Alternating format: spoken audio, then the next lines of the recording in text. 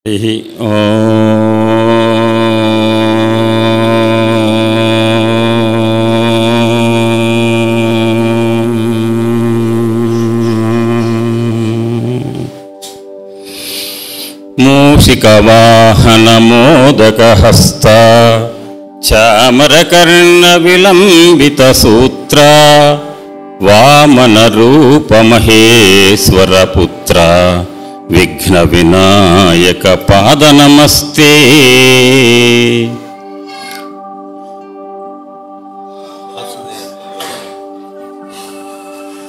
ఆర్యజనాభిరామ హృదయాంబుజముల్ వికసింపచేయు జ్ఞానార్యముడయ్యు ఆర్తజనతాంబుధి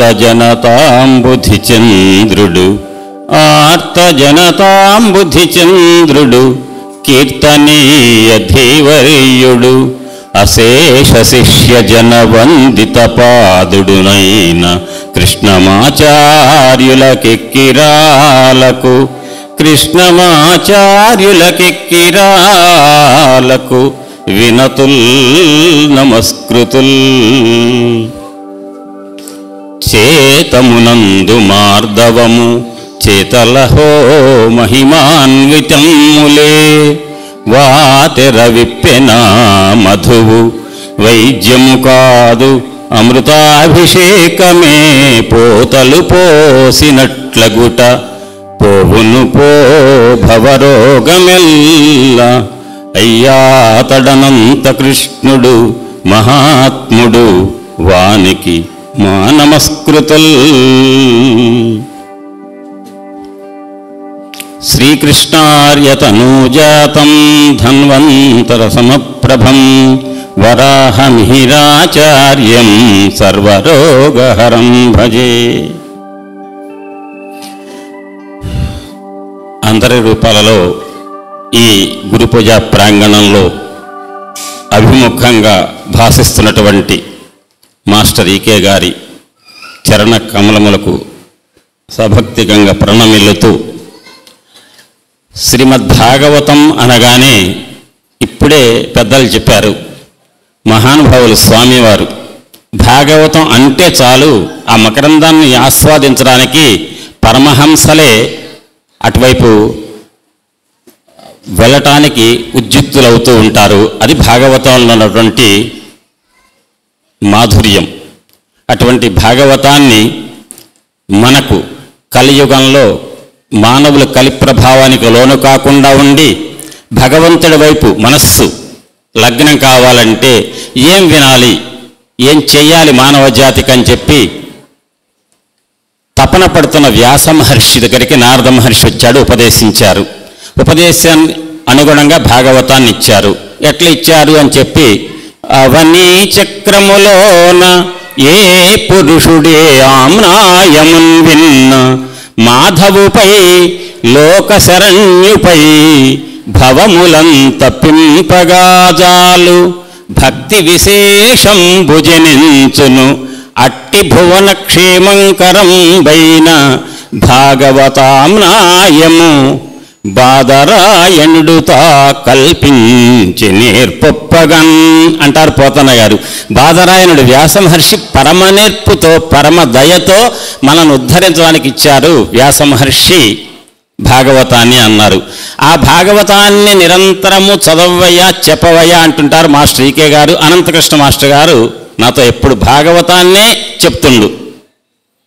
అటువంటి భాగవతంలో ముందు భాగవతాన్ని మనకి ప్రసాదించినటువంటి మహానుభావుడైన వ్యాస మహర్షి, మానధనుల్ మహాత్ములు సమాధి నిరూఢులు యన్ముఖాంబుజ ధ్యానమరందపానమున ఆత్మభయం బులబాసి ముక్తులై లూనతనుందరు అట్టి మునిలోక శిఖామణికి విశంకట జ్ఞాన తమోన భోమణికి సాధుజనాగ్రణికి ఏను మృక్యదన్ అని వ్యాస మహర్షికి మృక్కి, సముడై ఎవ్వడ ముక్త కర్మచయుడై సన్యాసి ఒంటి బోవ మహాభీతిన్ మహాప్రీతిన్ ఓహో కుమారయనుచున్ వ్యాసుండు జీరంగ వృక్షములన్ తన్మయతన్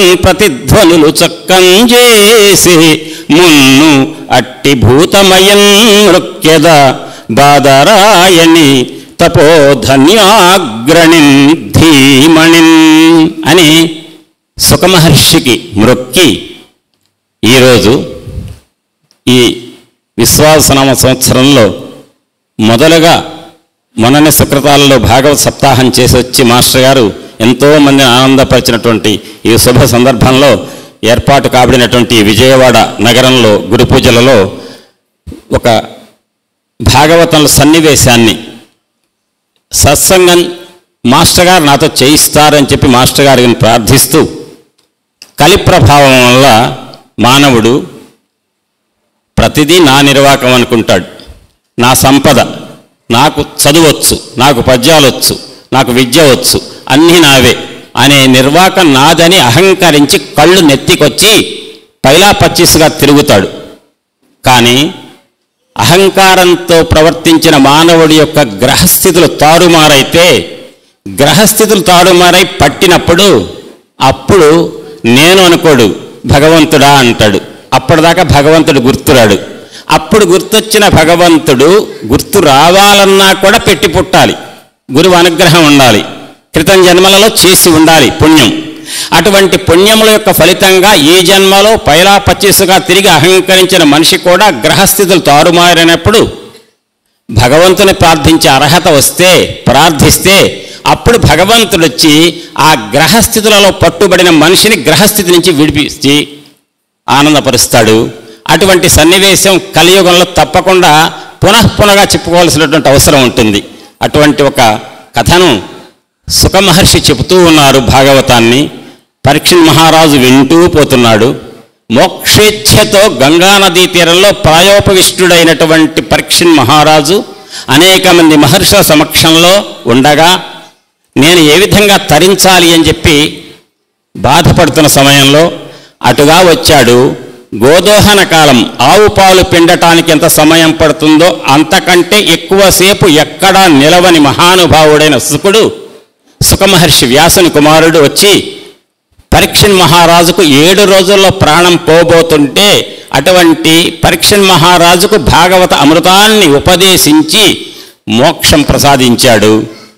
ఆ నేపథ్యంలో భాగవతం చెబుతూ ఉంటే వింటున్నాడు. ఒక్కసారి మాత్రం 7 రోజులలో చెప్పే భాగవతంలో ఒకనాడు పరీక్షణ్ మహారాజా 4వ మన్వంతరం తామస మన్వంతరంలో హరిమేధుడు హరిని జంటకు శ్రీహరి, హరి అనే నామంతో పుట్టాడు, అవతరించాడు. ఆయన ఎటువంటి వాడు? దయామయుడు. అంతేకాదు ఒక మొసలికి చిక్కిన గజేంద్రుడనే ఏనుగును మొసలి బారి నుంచి రక్షించినటువంటి అవతార పురుషుడు శ్రీహరి అన్నాడు.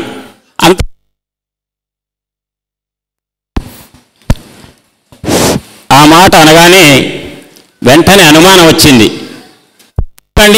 భాగవతాన్ని అంతగా చెప్తూ ఈ ఒక్క మాట టూకీగా ఎందుకు చెప్పాడు పరీక్షణ్ మహారాజుకు సుఖమహర్షి అంటే, వింటున్న వాళ్ళ యొక్క శ్రద్ధ ఇంపార్టెంట్. ఎంత శ్రద్ధగా వింటే చెప్పేవాడికి అంత విలువ దక్కుతుంది, వినేవాళ్ళకు కూడా ఫలితం దక్కుతుంది. కాబట్టి శ్రద్ధ పరీక్షించడం కోసం పరీక్షణ్ మహారాజా, ఏనుగు మొసలి బారిన పడిందయ్యా, ఆ మొసలి నుంచి విడిపించాడు శ్రీ మహావిష్ణువు. ఏ అవతారంలో అంటే శ్రీహరి అవతారంలో అనొచ్చు. మీరు దశావతారాలందరికీ తెలుసు, మత్స్య కూర్మ వరాహ అని. కానీ అందులో శ్రీహరి అనే అవతారం లేదు. కానీ అదే భాగవతంలో ద్వితీయ స్కంధంలో 21 అవతారాలు చెప్పారు శ్రీ మహావిష్ణువుకి. అందులో ఈ అవతారం కూడా ఉంది. ఈ శ్రీహరి అవతారంలో గజేంద్రుణ్ణి విడిపించాడు మొసలి బారి నుండి అనగానే వెంటనే పరీక్షణ్ మహారాజు తక్కువవాడండి, మోక్షేచ్ఛతో వచ్చినటువంటి అర్జునుడు మనవడు, పాండవ పౌత్రుడు.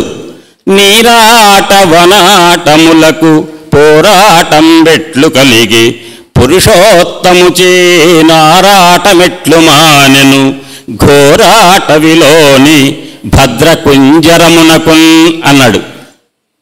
సుఖమహర్షి, ఎక్కడో నీళ్లల్లో సంచరించేది మొసలి, భూమి మీద సంచరించేది ఏనుగు. ఈ రెండింటి మధ్య పోరాటం ఎట్లొచ్చిందయ్యా?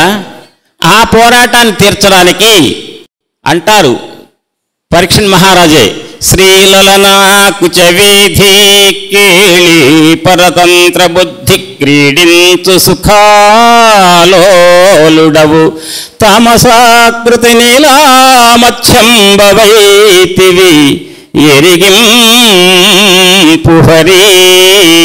అని మత్స్యావతారం దగ్గర కూడా ప్రశ్న ఎట్నే వేస్తాడు. వైకుంఠంలో రమాదేవితో క్రీడించేటువంటి శ్రీ మహావిష్ణువుకి తామసాకృతిలో ఉన్నటువంటి తామస గుణంతో కూడిన మత్స్యరూపం పొందవలసిన అవసరం ఏమొచ్చిందయ్యా నీకు అంటాడు. ఇక్కడే ఉన్నాడు శ్రీ మహావిష్ణువేమిటి, నీటిలో ఉన్న మొసలి, భూమిపై సంచరించే ఏనుగు, ఇద్దరి మధ్య పోరాటం ఎట్లొస్తుంది? వస్తే పోరాటంలో శ్రీ మహావిష్ణువుకి అగత్యం, ఎందుకు అందులో జ్వరబడ్డాడు, ఎందుకు మొసలిని బారి నుంచి ఏనుగుని ఎట్లా రక్షించాడు? చాలా వింతగా ఉందయ్యా సుఖ మహర్షి, చాలా విస్తారంగా చెప్పు, నాకు వినాలని ఆసక్తిగా ఉంది అంటాడు. ఈ కథ ఎందుకు ఎంచుకున్నానో ఖచ్చితంగా 12 గంటలకు 2 నిమిషాల ముందు నేను ఉపన్యాసం ఆపేటప్పుడు చెప్తాను. అప్పుడు అంటాడు, ఆసీద్ గిరివరో రాజన్ త్రికూట వితి విసుత అని వ్యాస మహర్షి ప్రారంభిస్తే పోతనామాచ్యుల వారు రాజేంద్ర విను సుధారాశిలో ఒక పర్వతము త్రికూటం వనతనరుచుండు కాంచనయస్సార కలధౌతమయములై 3 శృంగంబులు మొనసియుండు. ఎంత హాయిగా చెప్తున్నాడు చూడండి కథ. క్షీరసాగరం, అమృత సముద్రం, అమృత సముద్రంలో ఒక పర్వతం, త్రికూట పర్వతం. ఆ త్రికూట పర్వతంలో 3 కూటములు, రుద్రకూటం, బ్రహ్మకూటం, విష్ణుకూటం అని 3. అవి ఏ రంగులో ఉన్నాయట? కాంచన బంగారు రంగు, కలధౌత వెండి రంగు. బంగారు వెండి అనగానే మూడవది ఏమనుకుంటామండి? రత్నమో వజ్రమో అనుకుంటాం. కాంచన అయస్సార కలధౌతమయములై, కాంచనం బంగారం, కలధౌత వెండి, అయస్సార ఇనుము, ఇనుప శిఖరం అట. ఒకటి బంగారు, ఒకటి వెండి, ఒకటి ఇనుప శిఖరం. ఈ 3 శిఖరాలతో భాసిల్లుతున్నటువంటి త్రికూట పర్వతంలో, పర్వతం మీద ఒక కాసారం ఉంది, పెద్ద అడవి ఉంది. ఆ అడవిలో సంచరించేటువంటి ఏనుగులు, ఒక గజేంద్రుడు గజరాజు ఉన్నాడు, ఆయనకు పరివారం ఉంది. ఎంతమంది అంటే 10 లక్షల కోట్ల భార్యలట. 10 లక్షల కోట్ల ఆడ ఏనుగుల గుంపుతో ఒక గజేంద్రుడు గజరాజు సంచరిస్తుంటాడు ఆ అడవిలో. ఆ అడవిని కూడా సమయం ఎంతో తక్కువ ఇచ్చారు నాకు నిజానికి, అయినప్పటికీ కూడా తప్పక నేను అనవలసి వస్తుంది ఇక్కడ. అది మాతులుంగ లవంగలుంగ చూత కేతికి భల్లాత కామ్రాత సరళ పనస బదరీ ఒకళ వంజుల వట కుటజ కంద కురవక కురంటక కోవిదార ఖర్జూర నరకేళ సింధువార చందన పిసుమంద మందార జంబూ జంబీర మాధవి మధుక అనేటువంటి అనేక రకాల చెట్లతో భాసిల్లుతున్నటువంటి ఒక అడవి ఉంది. ఆ అడవిలో తిరుగుతున్నది ఈ గజేంద్రుడు, తిరుగుతున్నాడు 10 లక్షల కోట్ల ఆడ ఏనుగులతో సంచరిస్తూ. ఎండాకాలం తిరిగి తిరిగి తిరిగి దప్పిక వచ్చి దాహం చేత నాలుక పెడచగట్టుకుపోయి దప్పిక తీర్చుకోవటం ఎట్లా ఆలోచిస్తూ ఉండగా అల్లంత దూరంలో ఒక కాసారం కనపడింది, ఒక తటాకం. ఆ కాసారంలోకి గజేంద్రుడు దప్పిక తీర్చుకోవటానికి ప్రవేశించాడు. ఒక్కడా కాదు, 10 లక్షల కోట్ల ఆడ ఏనుగులతో సహా కాసారంలోకి వెళ్ళాడు. దేనికి వెళ్ళాడు? దప్పిక. కానీ దప్పిక తీర్చుకోవడం మానేశాడు. వెళ్ళగానే హాయిగా ముందు చర్మానికట చల్లటి ఏసీ గాలి తగిలిందట. ఎటువంటి గాలి అంటే చెప్తారండి పోతనామాచ్యుల వారు, తోయజ గంధంబులు తోగిన చల్లని మెల్లని గాట్పుల మేనులరా కమల నాళాహార విమల వాక్కలహంసరవములు చెవుల పండువులు సేయ ఫుల్లదిందీవరాంభోరుహామోదంబు ఘ్రాణరంధ్రంబులగారవింప నిర్మల కల్లోల నిర్గతాసారంబు వదన గహ్వరముల వాడు దీర్ప నిర్మల కల్లోల నిర్గతాసారంబు వదన గహ్వరముల వాడు దీర్ప త్రిజగదనభినవ సౌభాగ్య దీప్తమైన విభవమీక్షణములను విందుసేయ అరగి పంచేంద్రియ వ్యవహారములను మరచి మత్తే భయోధంబు మడుగు సచ్చే అంటారు పోతనామాచ్యుల వారు. ఎంత అద్భుతంగా చెప్పాడంటేనండి, గజేంద్రుడు కాసారంలో దిగగానే దప్పిక తీర్చుకుందామని హాయిగా చల్లటి పైరగాలి వీస్తుందట, చర్మానికి సౌఖ్యాన్ని ఇస్తుంది. అంతేకాదండి, అక్కడ కలహంసలన్నీ కూడా తామర తూడులను కొరికి కలకలారావాలు చేస్తుంటే ధ్వనికి చెవులు ఇంపుగా, ఆ ధ్వని అనేటువంటి సౌఖ్యంతో చెవులు ఆనందపడుతున్నాయట. అంతేకాదండి, అలల మీద వచ్చే పైరగాలి వల్ల నీటి తుంపరులు నాలుకపై పడుతుంటే ఆ నాలుక, డస్సిపోయిన నాలుక హాయిగా రసనం అనే రుచి అనే సౌఖ్యాన్ని పొందుతోందట. అంతేకాక ఎటు ప్రక్క చూసినా కూడా సౌందర్యంతో ఉన్న చెట్లతో కూడుకున్నటువంటి ఆ ప్రకృతి సౌందర్యాన్ని చూస్తుంటే కళ్ళు అనే ఇంద్రియాలు సౌఖ్యాన్ని అనుభవిస్తున్నాయి. వచ్చింది మంచినీటి దప్పిక తీర్చుకోవటానికి. కాసారంలో దిగిన గజేంద్రుడికి 5 ఇంద్రియాలు కూడా సౌఖ్యాన్ని అనుభవిస్తుంటే మంచినీళ్లు తాగి కాసారంలోంచి బయటికి వెళ్దామనే విషయం మర్చిపోయి అదే కొలనులో కాసారంలో కొద్దిసేపు ఉందాం అనిపించిందట ఏనుగులకు, ఏనుగుకి పరివారానికి. మరి ఏనుగులు నీళ్లలో దిగితే ఊరికే ఉంటాయండి? ఒకళ్ళ తొండంతో ఇంకొకళ్ళ మీద నీళ్లు చల్లుకొని జలకాలు ఆడతాయి. ఆ సమయంలో ఒక్క ఏనుగా 2 ఏనుగుల? గజేంద్రుడు ఒక్కడైతే 10 లక్షల కోట్ల ఆడ ఏనుగులు అన్ని కాసారంలో ఉన్నాయి అనగానే మీకు వెంటనే అనుమానం వస్తుంది, ఏమండి భారతదేశ జనాభా 150 కోట్లు, చైనా జనాభా 150 కోట్లు దగ్గర, అమెరికా జనాభా 33 కోట్లు, దేశం మొత్తం గడిపినా కూడా 750 కోట్లు కాదే, ప్రపంచం మొత్తం కలిపినా 10 లక్షల కోట్ల ఏనుగులు. ఏనుగు పరిమాణం ఎంత ఉంటుంది? అట్లాంటివి గనక ఉండాలంటే ఒక ప్రపంచంలో భూమండలం మీదనే పట్టరు, అట్లాంటిది ఒక చెరువులో ఎట్టబడతారు అని అనుమానం వస్తుంది. అంటే ఈ గజేంద్ర మోక్షణ కథ చెప్తూ ఉంటే అంతా అబద్ధమే అనిపిస్తుంది. అనిపించాలి. అనిపించినటువంటి అబద్ధంగా తోచే గజేంద్ర మోక్షణంలో ఉన్న నిజమేంటో చివరికి తెలుసుకుంటాం. ఆ రకంగా ఏనుగులు 10 లక్షల కోట్ల ఆడ ఏనుగులతో మగ ఏనుగు కాసారంలో జలకాలు ఆడుతున్నది. బయటికి రావాలనిపించలే.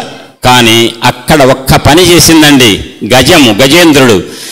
తన భార్యలతో సహా కాసారంలో ఉన్న జలచరాలు తమ పదఘట్టముల కింద నలిగి ప్రాణం పోగొట్టుకుంటున్నాయేమో అనే ఇంగిత జ్ఞానం లేకుండా తమ ఇంద్రియ సుఖాలే ప్రధానం అనుకోని కాలం గడుపుతూ ఉన్నాయి గజేంద్రుడు మరియు పరివారం మొత్తం. ఆ రకంగా నడుస్తూ ఉంది, ఆడుకుంటున్న జలకాలు. దాని సమయం లేదు కాబట్టి ఎక్కువ చెప్పలేను. ఒకళ్ళ తొండంతో తీసుకున్న నీటిని ఇంకొకళ్ళ శరీరంపై జలకాలు పోస్తున్నాయి, ఆడుకుంటున్నారు, నడుస్తుంది. అట్లా ఉండగా ప్రపంచంలో ఏ మానవుడైనా తన సౌఖ్యం కోసం, తన ఆనందం కోసం ఎదుటి వాళ్ళని ఫణంగా పెట్టి ఎదుటి వాళ్ళని బాధకు గురి చేస్తే అటువంటి గురి చేసేవాడి బ్రతుకు ఏమవుతుందో అనేది ఇక్కడ తెలియజేస్తుంది. ఆ సరస్సులో ఎక్కడో మూల నక్కోనుందండి ఒక మొసలి. దాన్ని గ్రాహో బలీయాంశ్చరణే రుషాగ్రహీత్ అన్నారు వ్యాస మహర్షి. ఎక్కడో ఉన్నటువంటి ఒక మొసలి ఒక్కసారిగా వచ్చి ఆ ఏనుగు యొక్క ముందు పాదాన్ని గట్టిగా పట్టుకుందట. ఎట్లా? రుషాగ్రహీత్ అన్నారు, రోషంతో పట్టుకుందని. కానీ పోతనామాచ్యుల వారు అంత తేలిగ్గా వదిలిపెట్టలే. ఎంత గొప్పగా చెప్పారో చూడండి. సరసిలో నుండి పొడగని సంభ్రమించి యుదరి కుప్పించి లంఘించి హుంకరించి. ఇక్కడుందండి పోతన గారి యొక్క కవితా వైభవం. భాను కబళించి పట్టే స్వర్భాను పగిది ఒక్క మకరేంద్రుడు ఇభరాజు నొడిసి పట్టే. ఎంత అద్భుతంగా చెప్పాడు చూడండి. చాలా. భాను కబళించి పట్టే స్వర్భాను పగిది అంటే సూర్యుడిని గనక రాహు పట్టినట్టుగా పట్టాడట. ఎవరు? మకరేంద్రుడు. మొసలి రాజు ఏనుగు రాజుని, ఈ సూర్యుడిని గనక సూర్యుని రాహు ఎప్పుడు పట్టుకుంటాడండి? గ్రహణం నాడు పట్టుకుంటాడు. చాలా జాగ్రత్తగా ఉండండి. ఎంత గొప్పగా ఉంటుందంటే ఈ 2 చిన్న వాక్యాలు పోతన గారు చెప్పింది. భాను కబళించి పట్టే స్వర్భాను పగిది ఒక్క మకరేంద్రుడు ఇభరాజు నుడిసి పట్టే. ఇక్కడ ఒక చిన్న మాట చెప్తా, ఒక చిన్న కథ. పాల సముద్రం చిలికారు, అమృతం వచ్చింది, పంచాలి. ఎవరికి? రాక్షసులకు, దేవతలకు. మహావిష్ణు వచ్చాడు. ఎట్లా? పాలిండ్లపైనున్న పై ఎద జారించి మెల్లన చక్కొనొత్తు తలుకు తల్కని గండ ఫలకం వలయించి కెంగేలను జగించు. కడుమోహనంగా జగన్మోహినిగా వచ్చాడు విష్ణువు. వచ్చాడు, పంచుతున్నాడు. రాక్షసులకేమో పంచట్ల, దేవతలకు పంచుతున్నాడు. గమనించాడు ఒక రాక్షసుడు, దేవతల వరుసలోకి వెళ్ళి కూర్చున్నట్ట. కూర్చోగానే శ్రీ మహావిష్ణువు అసలే పాపం బోళ, వెంటనే బయలుదేరి ఒక్కొక్కళ్ళకి పోస్తున్నట్ట. ఆ రాక్షసుడు కూడా అమృతం తీసుకున్నట్ట. ఒక్కసారి సూర్యచంద్రులు ఇద్దరు కూడా విష్ణుమూర్తి అదిగో ఆ రాక్షసుడు వచ్చి దేవతల మధ్యలో కూర్చున్నాడు, వాడు కూడా అమృతం తీసుకుంటున్నాడు అయ్యా అనగానే ఎవడోడు అని చెప్పి ఒక్కసారి చూసి ఆ రాక్షసుడికి సుదర్శన చక్రం వేశాట. తల తెగిపోయింది. తల తెగిపోతే తల ఒకవైపు, మొండె ఒకవైపు. అప్పటికే రాక్షసుడు అమృతాన్ని తీసుకున్నాడు. అమృతం తీసుకోవటం వల్ల వాడికి ప్రాణం పోలే. తల వేరుగా బ్రతికాడు, మొండె వేరుగా బ్రతికాడు. ఒకడు రాహు, ఒకడు కేతు. అంటే రాహుకేతువులు ఏర్పడటానికి కారణం ఎవరండి?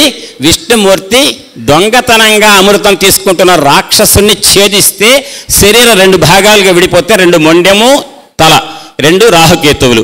అప్పటి నుంచి రాహుకేతువులు ఓహో సూర్యచంద్రులారా, విష్ణుమూర్తికి మీరు ఇన్ఫర్మేషన్ ఇచ్చేసి నా తల తెంపుతారా, కాబట్టి అవకాశం దొరికినప్పుడల్లా మిమ్మల్ని పడుతుంటా సూర్యచంద్రులు అని చెప్పేసి అప్పుడప్పుడు పడుతుంటారట రాహుకేతువులు. అవే సూర్యగ్రహణం, చంద్రగ్రహణం.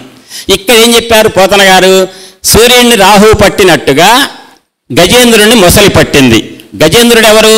సూర్యుడు. మొసలి ఎవరు? రాహు. ఎప్పుడు పడతాడు? ఎప్పుడో పడతాడు, ఏడాదికి 2 సార్లు 3 సార్లు, ఒక్కసారు. అట్టనే ఈ గజేంద్రుని కూడా మొసలి అనే రాహు పట్టిందని చెప్పి పోతన గారు చెప్పడం ద్వారా ఏం చెప్తున్నారు పోతన గారు మనకంటే? 2 విషయాలు చెప్తున్నారు. గ్రహణం పడితే సూర్యుడికి ఎంతసేపు పడతాడండి రాహువు? 3 గంటలు, 6 గంటలు, అంతకంటే ఎక్కువ పట్టాడు కదా. ఆ రోజు మొత్తం మీద ఏదో సమయంలో విడిచిపెట్టాల్సిందే. ఇట్ట గజేంద్రుని కూడా మొసలి విడిచిపెట్టక తప్పదు. వినేవాళ్ళు కంగారు పడకండి, ఏనుగు ఏమి చచ్చిపోదు. సూర్యుడిని రాహు చంపలేడు, మింగలేడు, పడతాడు, విడిచిపెడతాడు. అట్టనే గజేంద్రుని పట్టినటువంటి మొసలి కూడా కొద్దిసేపట్లో విడిచిపెడుతుంది. మొసలి ఎట్ట విడిచిపెడుతుంది? రాహుకేతువులు ఏర్పడటానికి రాక్షసుని ఏం చేశాడు విష్ణువు? సుదర్శన చక్రంతో ఖండించాడు. అట్లనే ఈ మొసలిని కూడా ఈ కథ చివరిలో విష్ణుమూర్తి వచ్చి సుదర్శన చక్రం వేసి ఆ మొసలి తల తెంపుతాడు. మొసలి విడిపోతుంది, గజేంద్రుడు బయటపడతాడు అనేది గజేంద్ర మోక్షణము. మోక్షం కాదండి, మోక్షణము. మోక్షం వేరు, మోక్షణం వేరు. చివరిలో చెబుదాం. పట్టాడండి మొసలి గజేంద్రుడిని. ఏంటి వాళ్ళ మధ్య పోరాటం? ఎట్లా పోరాటం జరుగుతుందంటే, కరి దిగుచు మకరి సరసికి కరిదరికి నిమకరి దిగుచు కర్ర కరి బెరయన్ కరికి మకరి మకరికి కరి భరమనుచున్ను అతల కుతల భటుల దుర్రుపడుచున్. ఈ పద్యం వింటుంటేనే ఏమనిపిస్తుంటే ఏదో ఒక పెనుగులాట జరుగుతోంది అనే మాట. ఈ కింద అతల కుతల లోకంలో ఉన్న భటులంతా వదిలిపోతున్నారట. అరే ఏదో పెద్ద పోరాటం జరుగుతోంది అంటే ఎంత పోరాటం జరుగుతున్నదంటే, గజేంద్రుడు మొసలి బారికి పట్టి, మొసలి ఎంత గట్టిగా పట్టిందనే చెప్తా. చాలా ఎంత గట్టిగా పట్టిందంటే, ఇక నీ జీవితంలో చెప్తున్నా వదిలిపెడితే నీ బ్రతికింతే అని ఒక శాపం ఉంది. అందుకని మొసలి గట్టిగా పట్టాడు. గజేంద్రుడు గట్టిగా పెనుగులాడాలని ప్రయత్నిస్తున్నాడు. మొసలి ఏమాత్రం విడిచిపెట్టను అని చెప్పి గట్టిగా పట్టుకున్నాడు. వాళ్ళ మధ్య పోరాటం బాగా జరుగుతుంది. అది ఆ పోరాటాన్ని తెలియజేసిన పద్యమే అది. కరిదిగుచు మకరి సరసికి కరిదరికి నిమకరి దిగుచు కర్ర కరి బెరయన్ కరికి మకరి మకరికి కరి భరమనుచును అతల కుతల భటులు అరుదురు పడుచును. అంటే క్రమక్రమంగా ఏమవుతుందంటే, మొసలి ఎంత గట్టిగా పట్టిందంటే ఒక్క మాట అనుమానం రావచ్చు. ఏమండి, మగ ఏనుగు ఒక్కటైతే 10 లక్షల కోట్ల ఆడ ఏనుగులు ఉన్నాయి కదా, వాళ్ళందరూ కూడా మొసలి మీద కనుక ఒక్కసారి పాదాలు పెడితే మొసలి నడు విరిగిపోతుంది కదా, ఎందుకు వదిలిపెట్టలా? ఎందుకు అట్ట చేయలే? ఆ ఆడ ఏనుగులని చోద్యం చూస్తున్నాయట. అప్పుడు మగ ఏనుగు గజేంద్రుని ఎవరినైతే మొసలి పట్టిందో ఆ ఏనుగు ఏం చేస్తుందంటే ఒడ్డుకు లాగాలని ప్రయత్నం చేస్తుంది. మొసలి బయటికి తీసుకెళ్ళామనుకోండి, నీళ్ళల్లో బ్రతికే మొసలి బయటికి వెళ్తే తొక్కేసేయచ్చు. కానీ మొసలి ఏం చేస్తుంది? గజేంద్రుని నీళ్లలోనే ఉంచి అక్కడెట్టన పట్టి దాన్ని హింసించి చంపేయాలని చూస్తుంది. ఆ రకంగా గజేంద్రుడికి మొసలికి మధ్య పోరాటం బాగా జరుగుతుంది. అట్లా పోరాటం ఎన్నాళ్ళు జరిగింది. క్రమక్రమంగా మొసలి యొక్క స్థానం ఏంటండి? లోకల్. ఇక్కడ నేను విజయవాడ వచ్చిన వాడు ఎంతవరకు ఉండాలో అంతవరకు ఉండాలి స్థానికుల దగ్గర. అట్టనే అక్కడ వాడు ఏం జరిగింది? నీళ్లలోన మొసలి నిగిడి ఏనుగు పట్టి బయట కుక్క చేట భంగపడును స్థాన బలము కాని తన బలిమి కాదయా విశ్వదాభిరామ వినురవేమ. అంటే నీళ్లల్లో ఉన్న మొసలి గట్టిగా ఏనుగును పట్టగలుగుతుంది, కానీ ఒక్కసారి బయటకు వస్తే అంతా కుక్కల చేతిలోనే పోతుంది, ఆ కుక్కలే పీకుతాయి దాన్ని. అంటే స్థాన బలం అట్లాంటిది మొసలికి. కాబట్టి కాసారంలో దిగినటువంటి గజేంద్రుని పట్టుకున్న మొసలి బలం క్రమక్రమంగా పెరుగుతున్నది లోకల్ కాబట్టి. గజేంద్రుడు భూమి మీద ఉండవలసిన వాడు నీళ్లలోకి వచ్చాడు, తన నాన్ లోకల్, ఆయన శక్తి క్రమంగా తగ్గుతుంది. దాన్ని చెప్తున్నారండి, ఎంత గొప్పగా చెప్తున్నారు పోతన గారు. చూడండి, జీవనంబు తనకు జీవనం బయ్యుంట అలవు చలము అంతకంతకెక్కి మకరమొప్పే. పెదల 4 లైన్ల పద్యం, 4 లైన్లు, 1, 2, 3వ గంట సగం, అంటే 2.5 లైన్లు మొసలి గురించి చెప్పారు పోతన గారు.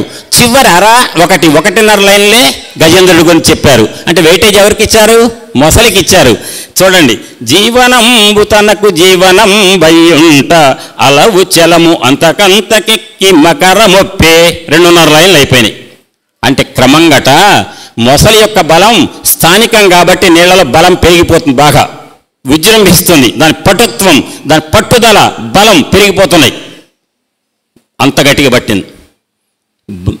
ఏనుగు సంగతి ఏంటి? దస్య మత్తేభమల్లంబు బహుళ పక్ష సీతభానుపగిది. ఏనుగు యొక్క బలం నానాటికి క్షీణిస్తుంది. నానాటికి అంటే రోజు రోజుకు కాదండి, కొన్ని గంటలే, పట్టుకున్న గంటలే. క్రమక్రమంగా నిమిషం గడుస్తున్న కొద్దీ ఏనుగు యొక్క బలం తగ్గిపోతోంది. దస్య మత్తేభమల్లంబు బహుళ పక్ష సీతభానుపగిది. ఏమంటున్నారు పోతన గారంటే, ఎంత గొప్ప పద్యం అండి, ఎంత గొప్ప లైన్ అండి. ఆ 1.5 లైన్ ఎటువంటిదంటే, కృష్ణపక్షంలో చంద్రుడికి ఎట్లయితే కళలు తగ్గుతాయో అట్లా ఏనుగు బలహీనపడుతుందట. చాలా ఎంత గొప్ప మ్యాథమెటికల్ ఎవాల్యుయేషన్ చెప్తానో చివరిలో విందురు కానీ. ఇక్కడ ఏమన్నారు? ఏనుగు యొక్క బలం తగ్గిపోతుందంటానికి దస్య మత్తేభమల్లంబు బహుళ పక్ష సీతభానుపగిది.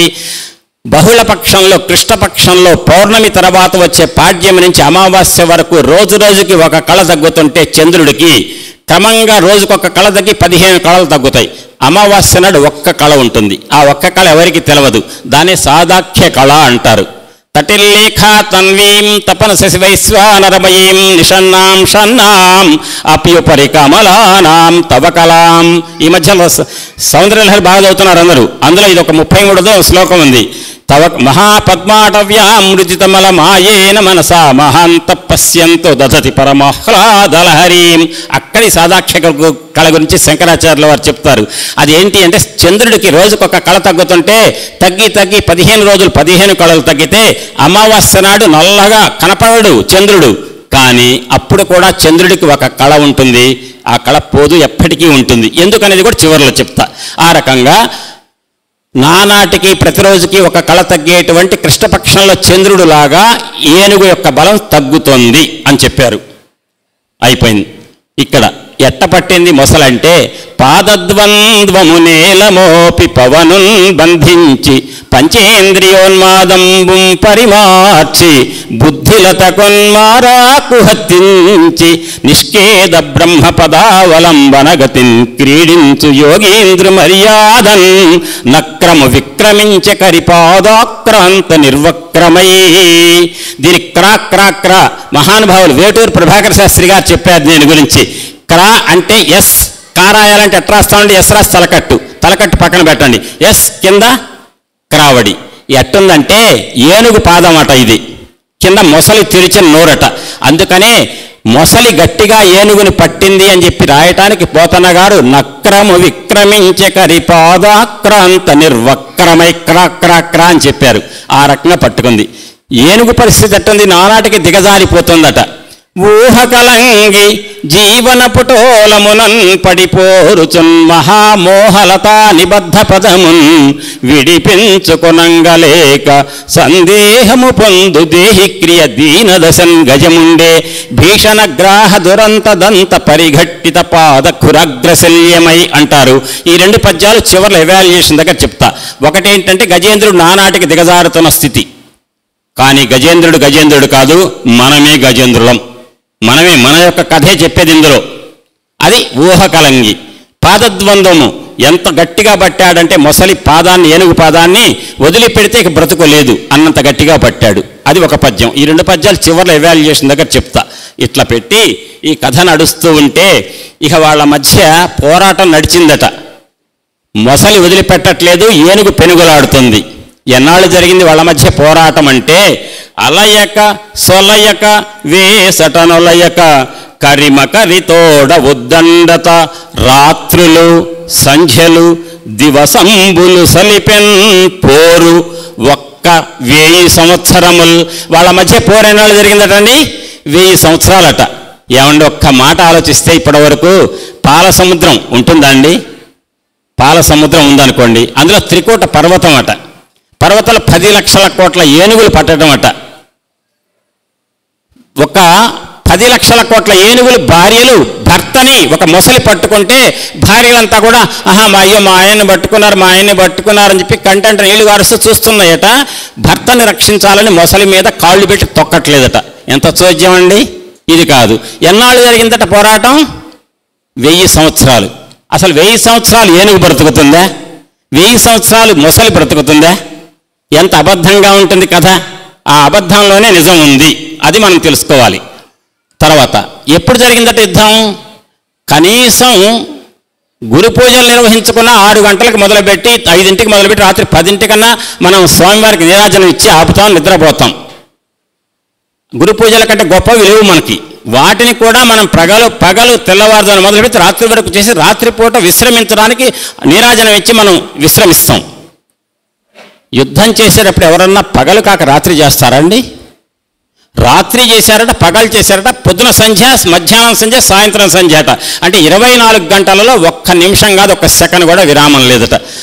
1000 సంవత్సరాలు వదిలిపెడితే ఏనుగు తప్పించుకుంటుంది, పట్టుకుంటుంది మొసలి. మొసలి నుంచి తప్పించుకోవాలని ప్రయత్నం ఏనుగు. ఇద్దరు కూడా దీక్షతో ఆహారం తీసుకోకుండా, నీళ్లు తీసుకోకుండా, వాయువు పీల్చకుండా పట్టుదలతో ప్రాణాయామం చేసినట్టుగా పట్టుకున్నాయట. ఏమండి, మంచినీళ్ళు తాగకుండా, తినకుండా, ఒక్క నిమిషం కూడా తినకుండా 1000 సంవత్సరాలు అనేది ఎవరన్నా ఉంటారండి ఈ లోకంలో, ఈ భూమండలంలో? అంటే ఇన్ని అబద్ధాలతో కూడుకున్నదా అన్నట్టుగా ఉన్నది కథ. చెప్తుంది ఎవరండి? సుఖయోగీంద్రుల వారు. వింటుంది ఎవరండి? మోక్షేచ్ఛతో ఉన్న పాండవ పౌత్రుడైన పరీక్షిత్ మహారాజు. కానీ ఈ కథలో ఎంత గొప్ప రహస్యం ఉందో, ఎంత ఆనందంగా ఉంటుందో. సమయం నాకు ఇచ్చిన దాన్ని బట్టి నేను పద్యాలు తగ్గించాలి కాబట్టి ఎవాల్యుయేషన్కి ఎక్కువ విలువిస్తా. ఇంత అబద్ధాలలో ఉన్న నిజం ఏంటో తెలుసుకుందాం. ఇక 1000 సంవత్సరాల పోరు జరిగింది.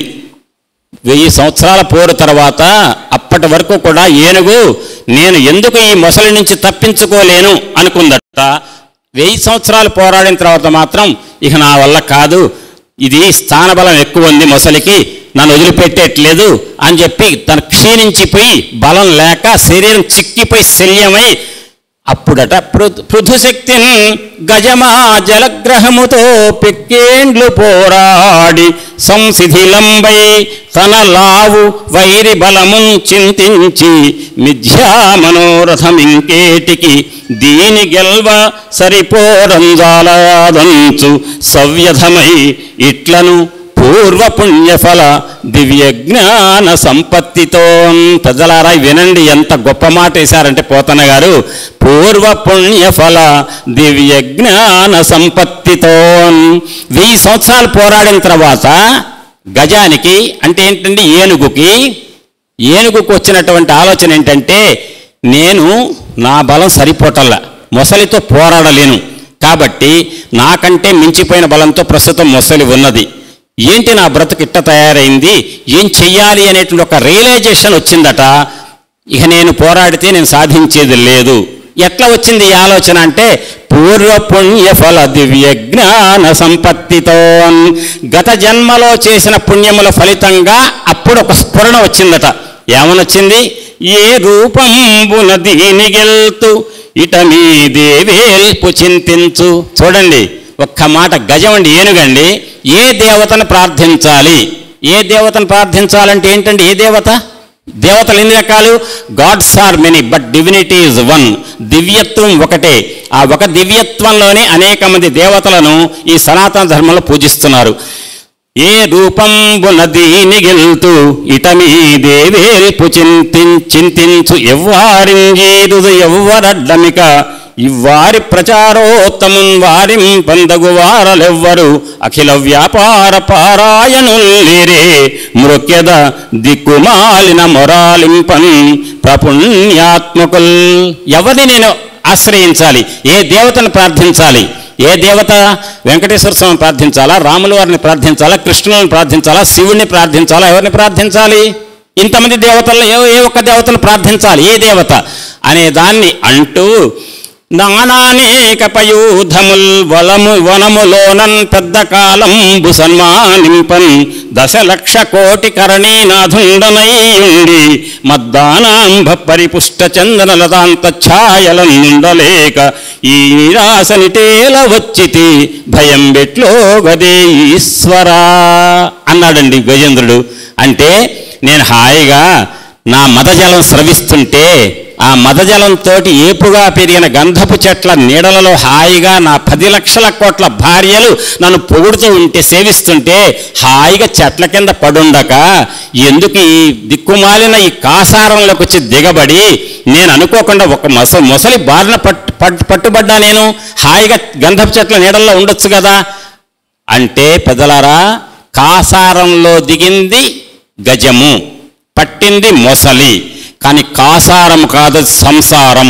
సంసారంలో దిగినటువంటి గజేంద్రుడు ఎవరంటే మన మిత్రుడే, జీవుడు. పట్టుకుంది ఎవరంటే మోహం అనేటువంటి సంసారం. కాసారం అనే సంసారంలో గ్రాహం అనే మొసలి ఏనుగును పడితే జీవులమైన మనల్ని మోహం పట్టుకుంటుంది. గ్రాహం ఏనుగుని, మనల్ని మోహం. ఆ మోహం నుంచి భగవద్గీత 700 శ్లోకాలు చెప్పిన తర్వాత కృష్ణ పరమాత్మ ఏమన్నాడండి? కచ్చితేత శృతం పార్థాత్వైకాగ్రేణ చేతస కచిత జ్ఞాన సమోహ ప్రణష్టస్తే ధనంజయ అన్నాడు. అనగానే నష్టో మోహ స్మృతిర్లబ్ధ త్వత్ప్రసాదాన్మయాచ్యుత స్థితోస్మి గత సందేహ కరిష్యే వచనం తవా అన్నాడు. అంటే నాకు మోహం వదిలిపోయింది, అజ్ఞానం వల్ల పుట్టిన మోహం తొలగిపోయింది. కృష్ణ, వాసుదేవ, అనంత, అచ్యుత, నువ్వు చెప్పు, ఏది చెప్తే చేస్తా అన్నాడు. ముందేమన్నాడు? నేను యుద్ధం చేయను. నకాంక్షే విజయం కృష్ణ నచ రాజ్యం సుఖాని చ కిం నో రాజ్యేన గోవింద కిం భోగై జీవితేనవా.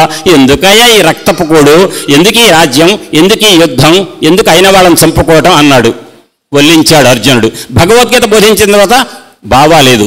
కృష్ణ, అనంత, అచ్యుత, వాసుదేవ అన్నాడు.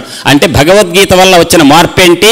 కర్తవ్య నిర్వహణకు కౌశల్యాన్ని బోధించాడు కృష్ణ పరమాత్మ. అందుకున్నాడు అర్జునుడు. అట్టనే ఇక్కడ కాసారం అనే సంసారంలో దిగిన జీవుడిని పట్టుకుండేది మోహం. ఆ మోహం పట్టుకుంది మొసలి రూపంలో, గ్రహం రూపంలో గజేంద్రుడు పెనుగులాడుతున్నాడు. ఆ రకంగా తన యొక్క శక్తి తగ్గిపోయింది. జీవితాల్లో కూడా జీవుడు ప్రయత్నం చేస్తాడు. అహంకరించిన జీవుడికి గ్రహస్థితి తారుమారైతే అప్పుడు చేసేది లేక భగవంతుని ప్రార్థిస్తాడు. గురువు గారు ఏ స్తోత్ర పారాయణం చేయాలండి, ఏ హోమం చేయాలండి, అప్పుడు దాకా ఏ హోమాలు గుళ్ళు గుర్తురావు. కానీ గ్రహస్థితి తారుమారైనటువంటి గజేంద్రుడిలాగా తయారైన మనిషికి భగవంతుడు గుర్తొస్తాడు. అట్ట ఈ గజేంద్రుడు గుర్తొచ్చాడు.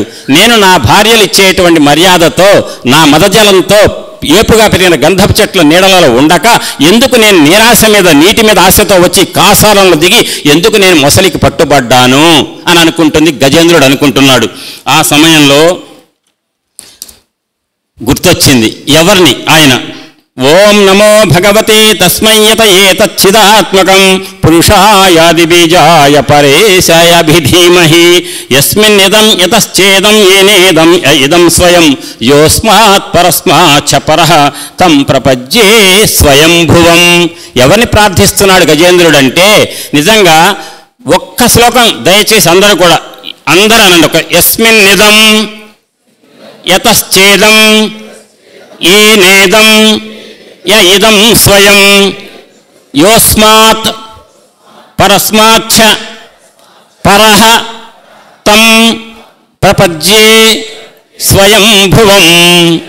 ఇదండి ఈ శ్లోకం ప్రతిరోజు ప్రతి వాళ్ళు పఠించవలసినటువంటి గొప్ప గజేంద్ర స్థుతిలో ఉన్నటువంటి శ్లోకం. అంటే పేరుతో సంబంధం లేని రాముడా కాదు, కృష్ణుడా కాదు, నామరూపాత్మలకు అతీతుడైనటువంటి పరమాత్మ. ఎవరు భగవంతుడు?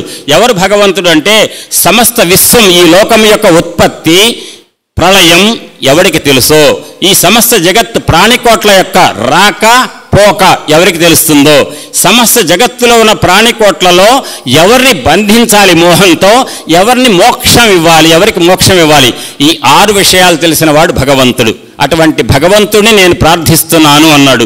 దీని పోతన గారు చక్కగా ఈ 2 శ్లోకాలను కలిపి ఎవ్వనిచే జనించు జగమెవ్వని లోపల నుండు లీనమై ఎవ్వని యందుడిందు పరమేశ్వరుడెవ్వడు మూల కారణం ఎవ్వడు అనాది మధ్యలయుడెవ్వడు సర్వము తానైన వాడెవ్వడు వానిన్ ఆత్మభవం ఈశ్వరునే శరణంబు వేడెదన్. ఎంత గొప్ప పద్యం అంటే స్తుతి పద్యం అండి ఇది. దాని వ్యాస మహర్షి అట్ట చెప్పారు. ఓం నమో భగవతే తస్మయ్యత ఏతచ్చిదాత్మకం పురుషాయాది బీజాయ పరేశాయ అభిధీమహి యస్మిన్నిదం యతశ్చేదం ఏనేదం యైదం స్వయం యోస్మాత్ పరస్మాచ్చ పరః తం ప్రపజ్యే స్వయంభువం. ఎవరైనా ఆయనకు పుట్టుక లేదు. సముద్రంలో అలలున్నాయి, సముద్రంలో అలలు పుడతాయి, లేస్తాయి, మళ్ళీ అందులో లయమైపోతాయి. అంటే పుట్టుట, ఉండుట, లయం కావట అన్నీ సముద్రంలోనే. ఆ అల పుట్టినప్పుడు సముద్రం ఉంది, అల దేనివల్ల పుట్టింది? సముద్రం వల్ల పుట్టింది. దేనివల్ల పెరిగింది? సముద్రం వల్ల పెరిగింది. దేంట్లో లయమైంది? సముద్రంలో లయమైంది. అల పుట్టినా పెరిగినా పోయినా సముద్రం మాత్రం అంతే ఉంటుంది. అట్లనే భగవంతుడు, ఆ పరాత్పరుడు, ఆ పరబ్రహ్మ తత్వం, ఈ సృష్టించబడేది ఆయన వల్లనే. ఆయనే పెంచుతాడు, ఆయనే తనలో లయం చేసుకుంటాడు. కానీ అంటాడు, దానికి అంటకుండా సాక్షిగా ఉంటాడు. అటువంటి పరమాత్మకు నేను నమస్కరిస్తున్నాను అన్నాడు గజేంద్రుడు. అంటే గజేంద్రుడు చేసే స్థుతి ఏది అంటే ఏ ఒక్క అవతారానికి సంబంధించింది కాదు, స్థూలపాణి కాదు, సాంగపాణి కాదు, ఎవరు కాదు. ఈ అందరికీ మూలమైన పరమాత్మ పరబ్రహ్మ తత్వాన్ని ఉపాసిస్తున్నాడు గజేంద్రుడు అని అంటూ, ఒక పరి జగములు వెలినడి ఒక పరిలో పలికి గొనుచు ఉభయము తానై సకలార్థ సాక్షియగు అయ్య కలంకుని ఆత్మమూలు అధిదలంతున్. ఏ పరమాత్మని నేను ప్రార్థిస్తున్నా, సేవిస్తున్నానంటే ఒక పరి జగములు వెలినడి, ఎవరైతే పరమాత్మ తన నుంచి ఈ లోకాన్ని సృష్టిస్తున్నాడో, మళ్ళీ ఎవరైతే తనలో లీనం చేసుకుంటున్నాడో, తన నుంచి వ్యక్తం చేయడం, తనలో లీనం చేసుకోవటం, పుట్టించడం, లీనం చేసుకోవడానికి మధ్య స్థితి అనేటువంటి కార్యక్రమాన్ని కూడా ఎవరైతే నిర్వహిస్తున్నారో, అంటే సృష్టి స్థితి లయాలనే మూడింటిని కూడా ఎవరైతే తన సర్వ సమర్థతతో చేస్తున్నారో ఆయనే భగవంతుడు. ఈశ్వరుడు ఎవరంటే సృష్టి స్థితి లయాలు మూడింటిని కూడా సర్వ సమర్థతతో చేయగలిగేవాడు. 3 గంటలకు చేస్తారు తల్లులు. సృష్టికర్త్రి బ్రహ్మరూప గోప్త్రి గోవింద రూపిణి సంహారిణి రుద్రరూప తిరోధానకరి ఈశ్వరి సదాశివానుగ్రహద పంచకృత్య పరాయణ అని చదువుతారు. ఏ లలితా పరాభట్టారిక అయితే సర్వసమర్థతతో పరాయణత్వంతో సృష్టి స్థితి లయం తిరోధానం అనుగ్రహంతో పునఃసృష్టి చేస్తుందో, అటువంటి ఆ పరబ్రహ్మం యొక్క పరమాత్మ ఆది పరాశక్తి యొక్క ఈశ్వరుడు భర్త ఎవరున్నాడో ఆ పరాత్పరుణ్ణి ఈ గజేంద్రుడు ఉపాసిస్తున్నాడు.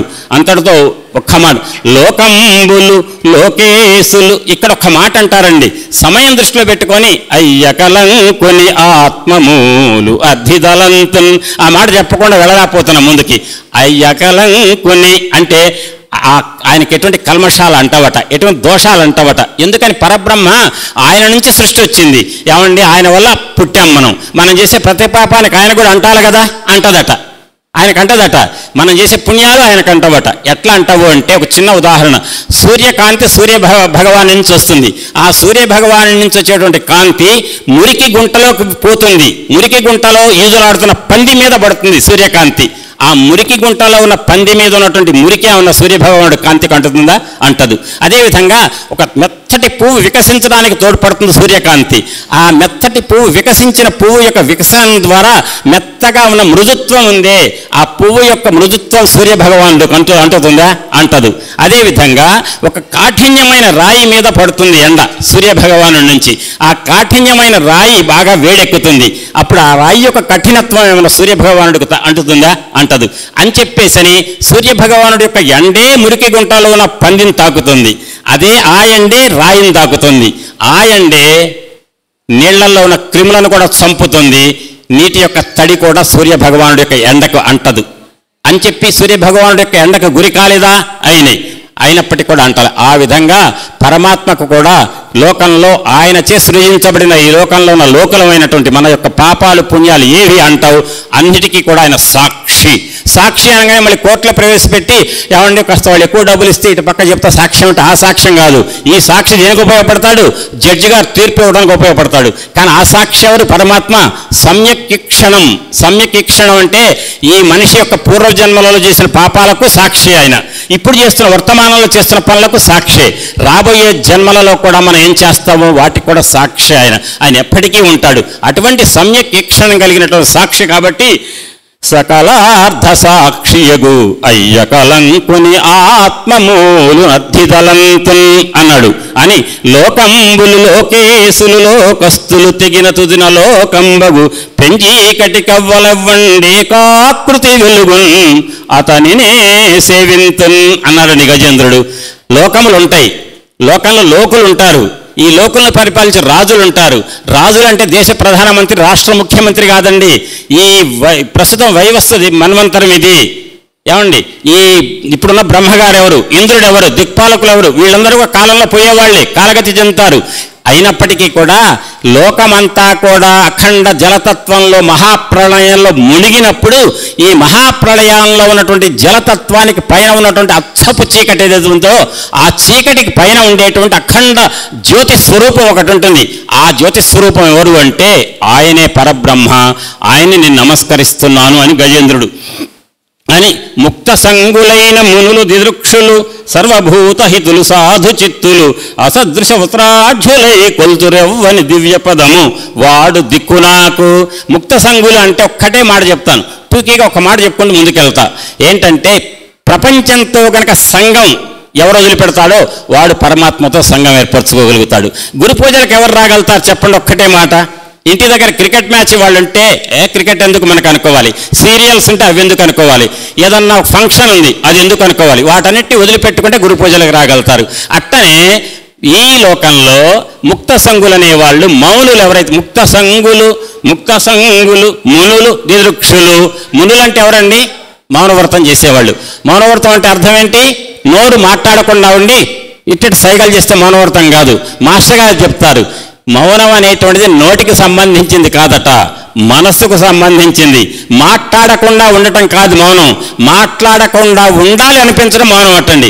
మాట్లాడకుండా ఉండాలనిపించడం ఎంత కష్టం అండి, అది నిజమైన మౌనం. అటువంటి మౌనవ్రతం చేసే మునులు ముక్త సంగులు ఎవరైతే ప్రపంచం మీద రక్తి పోగొట్టుకుంటారో, ప్రపంచంతో విరక్తి చెందుతారు. ప్రపంచం అంటే ఈ బయట విషయాలని విరక్తి చెందారు.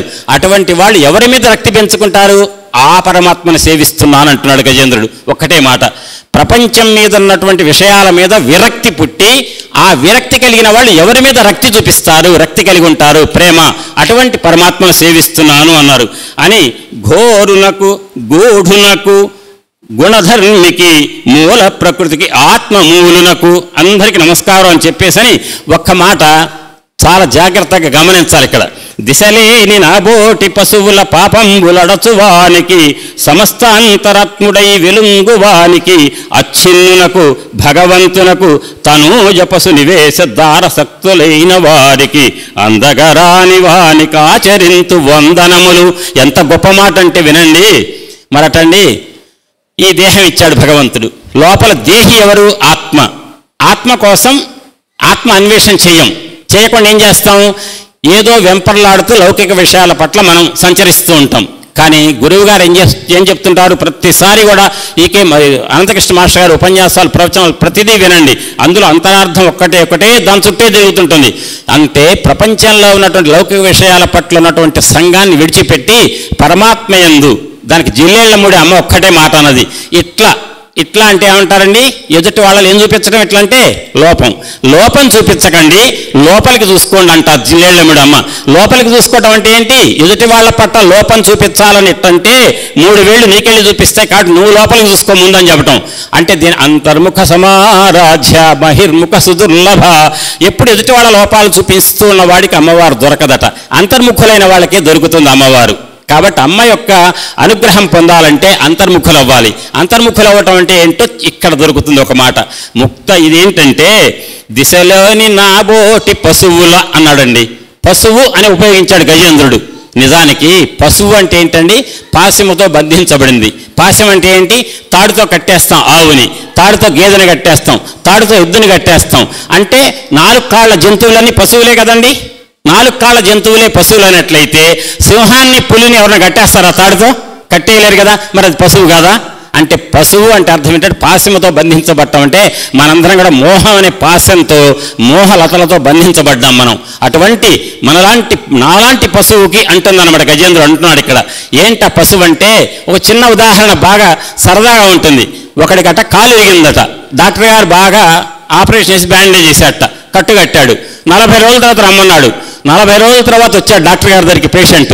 ఆ డాక్టర్ గారు ఏం చేశాడు, బ్యాండేజ్ ఇప్పుతున్నాడు. అమ్మమ్మో ఇప్పకండి అన్నట్ట. అదేంటంటే అమ్మ నాకు కాలు ఇప్పుతారు ఏంటి అన్నట్ట. అంటే అర్థం ఏంటంటే, అరే నీ కాలు కాదురా నాయన నేను ఇప్పేది, నీకు బ్యాండేజ్ అన్నట్ట.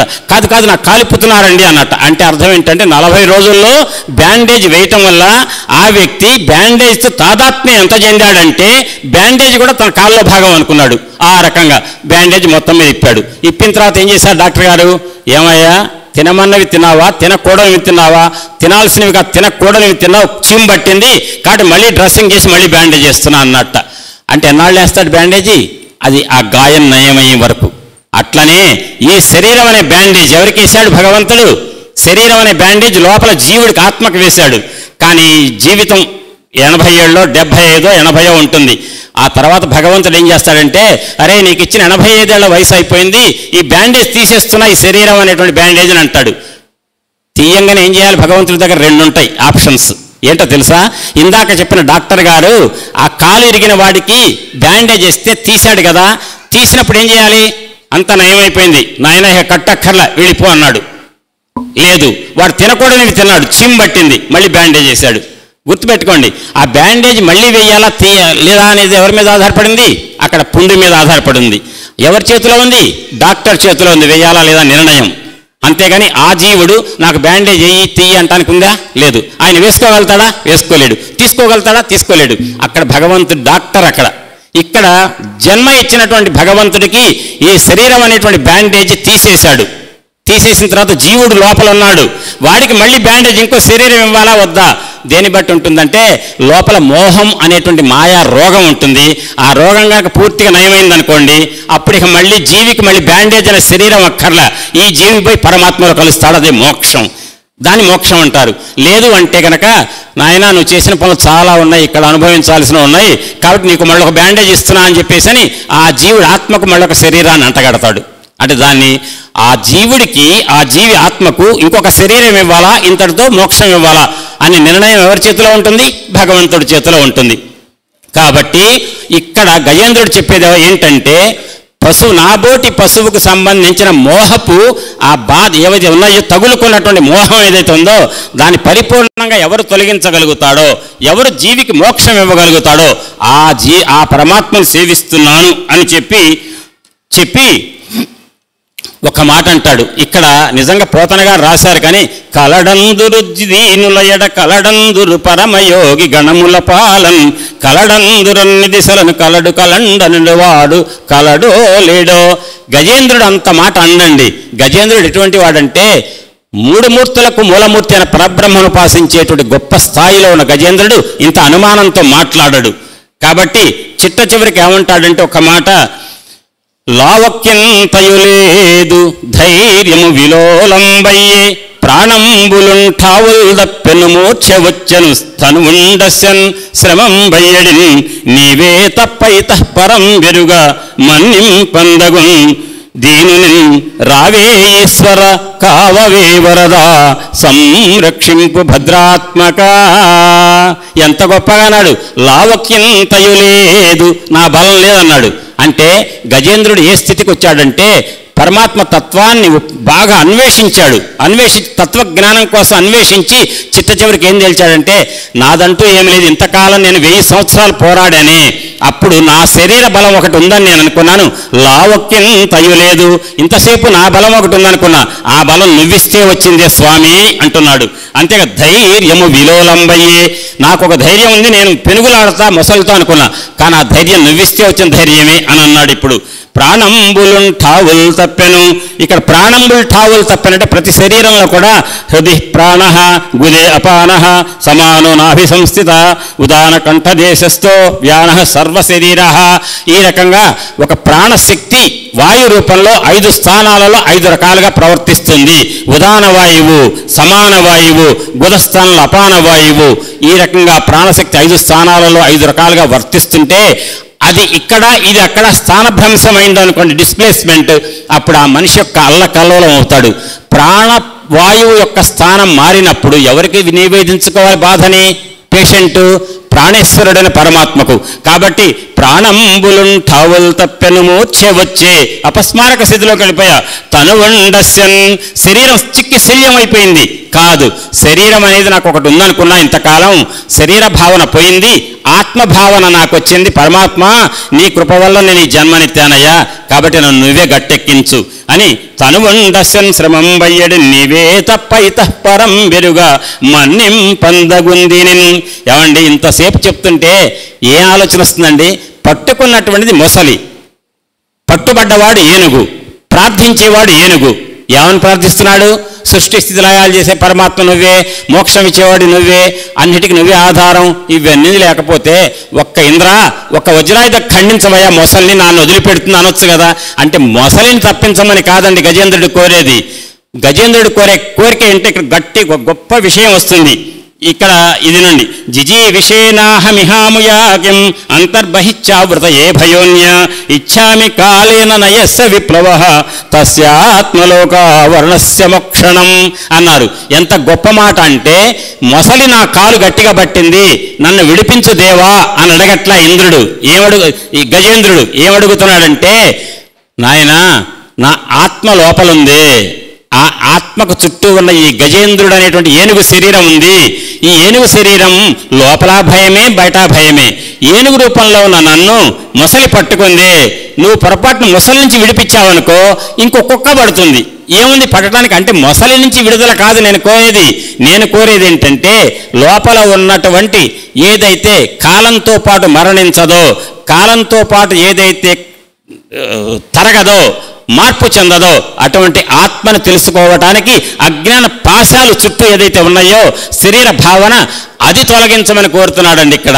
అంటే గజేంద్రుడు కోరేది మొసలి నుండి విమోక్షణం కాదు, మొసలి నుండి కాదు, ఆత్మ జ్ఞానం తెలుసుకోవటానికి ఆటంకంగా ఉన్న అవిద్య అనేటువంటి అజ్ఞానపు పాశాలు ఆవరణలుగా గూడు కట్టుకుంటే వాటి నుంచి మోక్షణం ఇమ్మంటున్నాడు గజేంద్రుడు.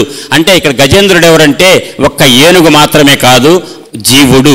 అది ఎంత గొప్పగా ఎవాల్యుయేషన్ ఇంకొక 5 నిమిషాలు మొదలు పెడదాం. లావక్యంతయు లేదు అని చెప్పి ప్రార్థించగానే వచ్చాడు మహానుభావుడు పరమాత్మ. ఎట్లా వచ్చాడు? అక్కడ కూడా భక్తి పారవస్యంతో పోతన గారు రాసినటువంటి దాంట్లో కొంచెం దారి తప్పింది వ్యవహారం. ఇక్కడ నైతే యదా ఉపహస్పు నిఖిలాత్మకత్వ తత్రాఖిలామరమయో హరిరావిరాసి ఛందోమయేన గరుడేన సముహ్యమాన చక్రాయుధోభ్యగముల యతో గజేంద్ర. ఆ ప్రార్థించిన గజేంద్రుడు కట్టండి అక్కడికక్కడే శ్రీ మహావిష్ణువు ఆవిర్భవించాడట, వ్యాసుడు చెప్పాడు. కానీ పోతన గారు అక్కడ సంతృప్తి చెందక అందరూ మనం తెలుగు వాళ్ళని ఆనందపరచడం కోసం ఈ మొరబెట్టుకోగానే గజేంద్రుడు వెంటనే ఆయన ఎక్కడున్నాడు? అల వైకుంఠపురంబులో నగరిలో ఆమూల సౌధంబుదాపల మందార వనాంతర అమృతసర ప్రాంతేందు కాంతో పోలొత్పల పర్యంక రమా వినోదియగు ఆపన్న ప్రసన్నుండు విహ్వల నాగేంద్రము పాహి పాహి అని ఆలించి సంరంభియై. అక్కడ వైకుంఠంలో రమాదేవితో క్రీడాసలాపాలు చేస్తున్న శ్రీ మహావిష్ణువుకి ఈ గజేంద్రుడి యొక్క మొర అందింది. వెంటనే భక్తుల్ని రక్షించాలి, ఆరాటం, తన భార్యతో వినోదిస్తున్నా కూడా అది లెక్క కాదు ఆయనకి. సిరికి చెప్పడు శంఖ చక్రయుగమున్ చేదోయి సంధింపడు, ఏ పరివారంబును జీరడు అభ్రగపతిన్ పన్నింపడు, ఆకర్ణికాంతరధమిల్లము చక్కనొత్తడు, వివాద ప్రోద్ధిత శ్రీ కుచోపరి చేరాంచలమైన వీడడు గజ ప్రాణావనోత్సాహి అయి. అక్కడ జరుగుతోంది ఏంటి అంటే, గజేంద్రుని రక్షించాలి, నీవే తప్పైత పరం బెరుగా మన్నిం పందగున్ దీనుని రావే ఈశ్వర కావవే వరద, నువ్వు తప్ప నాకు దిక్కు లేదు అనగానే తన భార్యతో సరసల్లాపాడుతున్నటువంటి శ్రీ మహావిష్ణువు ఆ పర్యంకం మీద నుంచి లేచి వస్తున్నాడు. వచ్చే క్రమంలో తన ఒంటి మీద కర్ణకుండలాల దాకా చిరిగిపోయిన జుట్టుని సర్దుకోవట్లేదట, గరుత్మంతుని రమ్మంటలేదట, ఎవ్వరికి చెప్పట్లేదట, ఉన్నపాళంగా వెళ్తున్నాడు. చివరికి తన భార్యతో సరసల్లాపాడుతూ పవిట కొంగు పట్టుకుంటే కొంగును కూడా ఆ పవిట చెంగు పట్టుకొని వెళ్ళిపోతున్నట్ట. ఆ వెళుతున్నటువంటి మహానుభావుడికి లక్ష్మీదేవి ఏం చెప్పాలి, ఆయన ఎందుకు వెళ్తున్నాడు అని చెప్పేసి ఆ వెంట వెళ్ళారట. ఎవరు వెళ్ళారు? తన వెంటన్ సిరి లచ్చి వెంటనవరోధవ్రతము దాని వెనుక పక్షేంద్రుడు వాని పొంతను ధను కౌమోదకి శంఖ చక్ర నికాయంబును రాండు ధ్వజనీకాంతుడు రావచ్చి రొయ్యన వైకుంఠం పురంబునందు కలుగాపా వారాబాల గోపాలమున్ సకల వైకుంఠం దిగొచ్చింది. లక్ష్మీదేవి వెంట ఎవరు వచ్చారో మొత్తం లిస్ట్ చెప్పాడు. ఇక్కడొక్కటి అడిగెదనని కడ్డువడి జను అడిగిన తన మగుడ నుడుగడని నడయుడుగున్ వెడవిడ సిడిముడి తడబడ అడుగిడు అడిగిడడు జడిమ నడుగిడు నెడలన్ అని చెప్పేసి నాకు 23 డకారాలతో వేశారు ఒక పద్యం. ఏంటి? లక్ష్మీదేవట విష్ణుని అయ్యా స్వామి నాథ ఎక్కడికి వెళ్తున్నారని అడిగితే నీకెందుకు లక్ష్మి అంటాడేమో అని అడగాలని ప్రయత్నిస్తుంది, భయంతో వెనకడిగేస్తుంది. ఆ రకంగా భయంతో నడుచుకుంటూ వెళ్ళింది. ఆ వెళ్ళిన తీరుని కూడా గొప్ప పద్యంలో చెప్పారండి. సమయం తక్కువ కాబట్టి పద్యం వరకే చదువుతా, వివరణ ఎప్పుడన్నా మళ్ళొక్కసారి అవకాశం దొరికి చెబుదాం. నిటలాలకములంట నివుర ఝుమ్మని ముఖ సరోజము నిండ ముసరుదేంట్లు అల్లుల జోపగా చిల్కలు అల్లనల్లన చేరి ఓష్టబింబద్యుతుల్ ఒడియనురుకు సుఖములు దోల చక్షుర్మీనములకు మందాకిని పాఠీన లోకమిగసు మీన పంక్తులు దాట మీదీగతో రాయ శంపాలతల్ మింత సరణిగట్టు శంపలను జయింప చక్రవాకంబులు కుచయుగంబుదాకి క్రొవ్వు సూపు మెలత ముగిలి పిరుదు మిగురు మెరుగు తీవయువోలే జలదవర్ను వెనక చనెదునపుడు అని చెప్పేసి గొప్ప పద్యం ఇదట. టూకీగా చెప్పాలంటే అమ్మవారు బయలుదేరిందండి. శ్రీ మహావిష్ణువు వెళ్తున్నాడు, గజేంద్రుని రక్షించాలి. శ్రీ మహాలక్ష్మీదేవి యొక్క పవిత్రంగా అయ్యగారి చేతిలో ఉంది. అయ్యగారు ఎంత స్పీడ్లో వెళ్తే ఈమె అంత వేగంతో వెళ్ళాలి. అయ్యగారు స్లో చేస్తే ఈమె స్లో కావాలి, అడుగులు అడుగు గలవాలి కదా. వెళుతున్న సమయంలోట ఒక చేత్తో అయ్యవారు ఎక్కడ విడిచిపెడతాడో అని పవిత్రంగా ఆమె కూడా పట్టుకుందట. అయ్యవారి యొక్క ఉత్తరీయం పట్టుకున్నటువంటి లక్ష్మీదేవి ఒక్క చేత్తో ముంగురులు ముఖం మీద పడుతుంటే సర్దుకోవాలని ప్రయత్నించిందట. ప్రయత్నించగానే అమ్మవారి యొక్క ముఖం మీదకి తుమ్మెదలు బాగా ముగుసుకున్నాయట. ఆ తుమ్మెదలను ఇట్టా అని దులుపుకుందటండి అమ్మ లక్ష్మీదేవి. దులుపుకోగానే కాస్త ముందుకు పోగానే చిలకలు వచ్చి చేరినాయట అమ్మవారి దగ్గర ముఖం మీద. చిలకలు కూడా తోలేసుకుని పక్క నుంచి. ఆ తర్వాత చేపలు వచ్చినాయట. చేపలు వచ్చి అమ్మవారి మీదకు వస్తుంటే చేపలు కూడా అడ్డం తొలగించుకుంది. కొద్దిసేపు దాగిన తర్వాత ఇంకొంచెం నడిస్తే మెరుపు తీగలు వచ్చి అమ్మవారితో రాసుకోవాలని చెప్పేసి అని బాగా ఆరాట పడుతున్నాయట. మెరుపు తీగలను ఎట్టొకటి తప్పించుకుంది. ఆ తర్వాత చక్రవాక పక్షులు వచ్చి అమ్మవారి వక్షస్థలం మీద తాకి బాగా అవి ఒక మిడిసిపాటు చూపిస్తున్నాయటండి చక్రవాక పక్షులు. ఈ రకంగా నానా అగసాట్లు పడింది అమ్మవారు అని చెప్పేసి పద్యంలో చెప్తారు. ఇక్కడ రహస్యం ఏంటంటేనండి, నిటలాలకములంట నివుర ఝుమ్ అని ముఖ సరోజము నిండ ముసరుదేంట్లు తుమ్మెదలు ముసురుకున్నాయి అంటే అర్థం ఏంటంటే నందనోద్యానవనం దాకా శ్రీ మహావిష్ణువు యొక్క ప్రయాణం జరిగింది అని గుర్తు. ఇంకాస్త ముందుకు రాగానే అది ఎందుకు వచ్చినాయండి తుమ్మెదలు? అమ్మవారి ముఖం ఒక పద్మంలాగా ఉంటే పద్మంలో ఉన్న మకరందాన్ని జురుదామని చెప్పి తుమ్మెదలు వచ్చినాయట. వాటిని అంటే అమ్మవారి ముఖం అంత పద్మంలాగా ఉందని చెప్పటం అక్కడ. తుమ్మిదలు వచ్చినాయి అంటే నందనోద్యానవనం దాకా విష్ణుమూర్తి యొక్క పర్యటన జరిగింది, ప్రయాణం.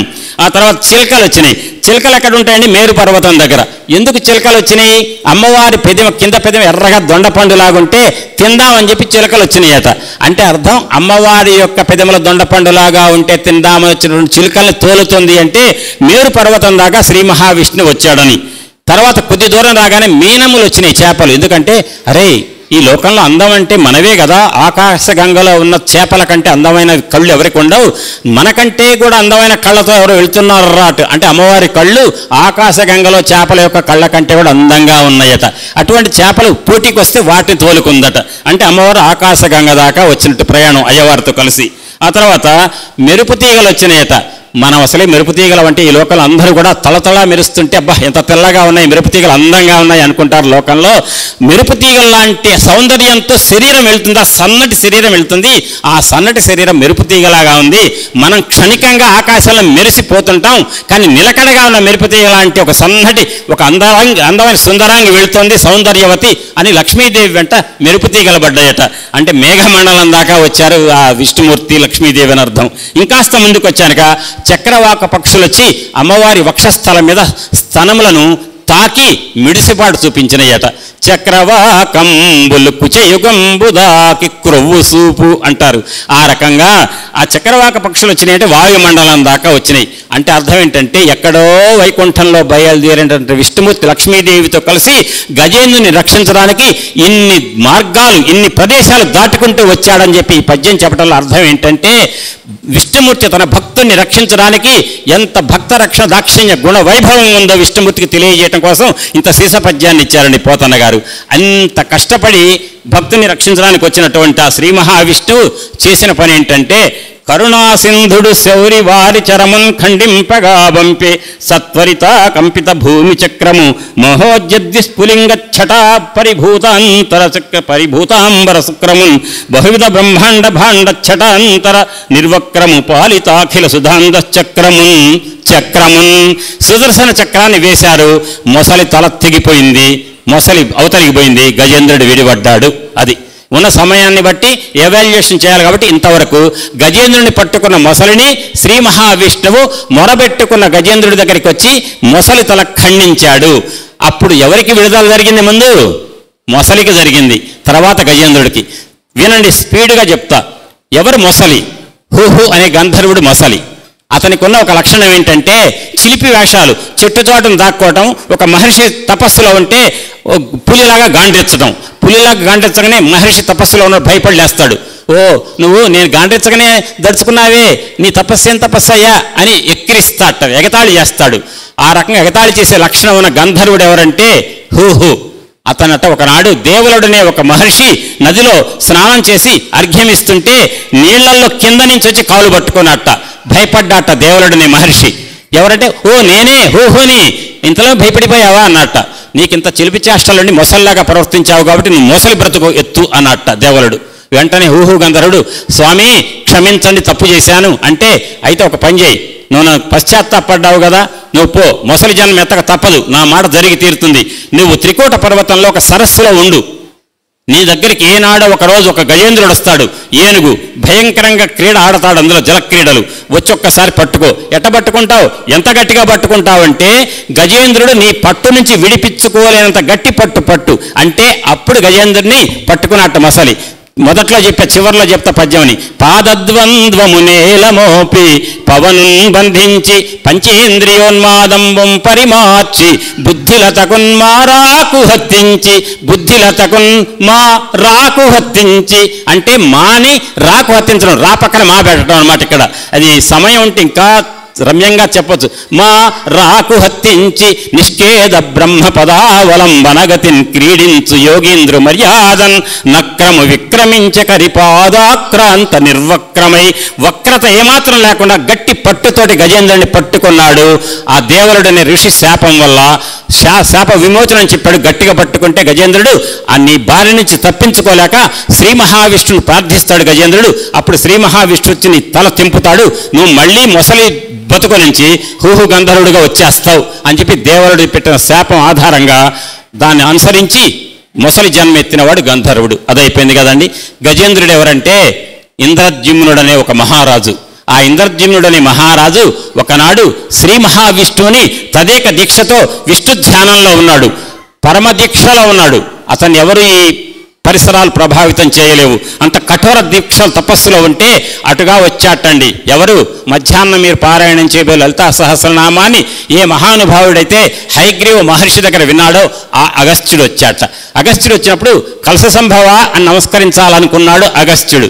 కానీ ఈ ఇంద్రద్యుమ్నుడు అనేటువంటి మహర్షి చూడలే. వెంటనే అగస్త్యుడు కోపం వచ్చింది. నువ్వు ఏనుగు జన్మ ఎత్తుగాక అన్నాడు.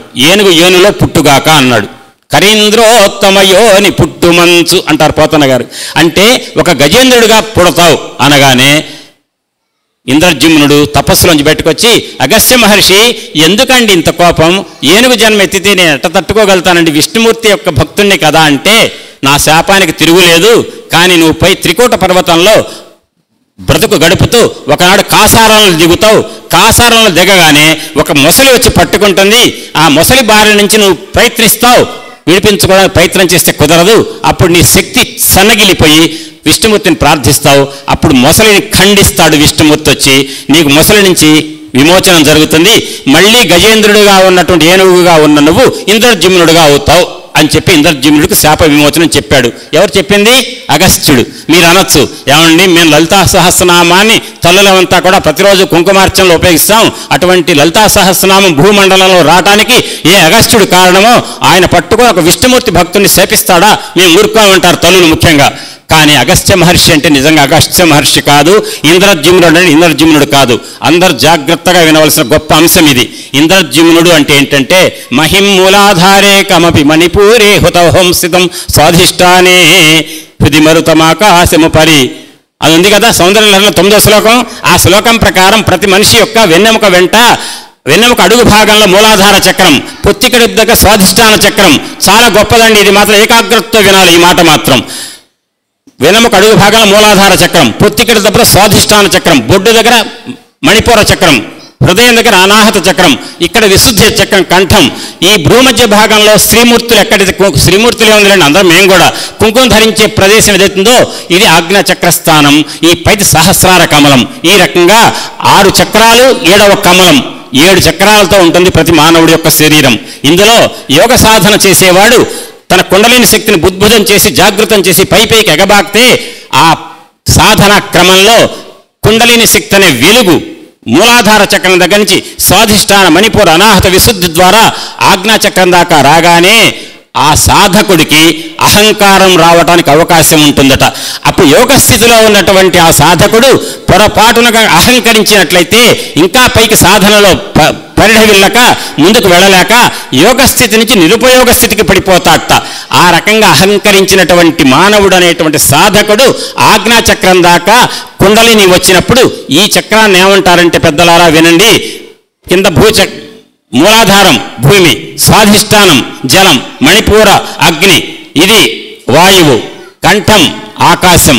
అంటే పంచభూతాలు అయిపోయాయి. పంచభూతాల తర్వాత ఈ ఆజ్ఞాచక్రం మనస్సు సంబంధించిన చక్రం మనోచక్రం. ఈ మనోచక్రం దాకా వచ్చింది అనగానే కుండలిని శక్తి మూలాధారైక నిలయ బ్రహ్మ గ్రంథి విభేదిని మణిపూరాంతరిత విష్ణు గ్రంథి విభేదిని ఆజ్ఞాచక్ర అంతరాళస్థ రుద్ర గ్రంథి విభేదిని. ఈ 3 గ్రంథులు విభేదనం జరిగితే అప్పుడు ఆ కుండలిని శక్తి ఇక్కడ ఆజ్ఞాచక్రం దగ్గరికి వచ్చినప్పుడు ఈ మనస్సుకి పేరు ఆ ఇంద్ర. ఇంద్ర అంటే మనస్సు, మనస్సుకు చక్రం ఆజ్ఞ. ఆజ్ఞా చక్రం దాకా కుండలిని శక్తి ఉద్భుతం చేసుకున్నటువంటి యోగి ఇక్కడికి రాగానే జ్యోతి కాంతి మనస్సు చక్రంలో ఉంటే దాన్ని ఇంద్రద్యుమ్నుడు అంటారు. నిజంగా ఇంద్రద్యుమ్నుడు అంటే తపస్సులో ఉన్న విష్ణు భక్తుడు కాదండి.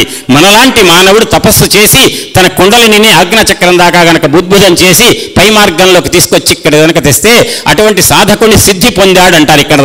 ఇక్కడ దాకా సిద్ధి పొందిన తర్వాత రామకృష్ణ పరమహంసల వారి దగ్గరట ఒకనాడు ఒక శిష్యుడు అంత పండగ కోసం పెద్ద పెద్ద లడ్డూలు తయారు చేసి పెట్టారు రూమ్లో.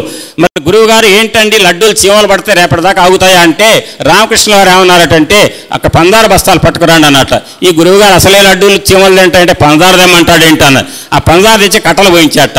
ఏంటంటే పందార కట్టల దాకా వచ్చిన చీమలు పంచదార పలుకలకే సంతృప్తి పడి వెళ్ళిపోతాయి, మెయిన్ లడ్డూల దగ్గరికి రాలేవు అన్నారట. అట్టనే ఇక్కడ దాకా వచ్చిన చీమలు పంచదార పలుకులతో వెనక్కి వెళ్ళిపోయే అవకాశాలు ఉంటాయి, కిందకి పడిపోవటం. పైకి వస్తే ఇక్కడ సహస్రార కమలంలో శివశక్తి రూపిణి లడ్డు ఇది. ఈ లడ్డు పొందలేని చీమలు లాంటి సాధకులు ఇక్కడి నుంచి వెనక్కబడిపోతారు.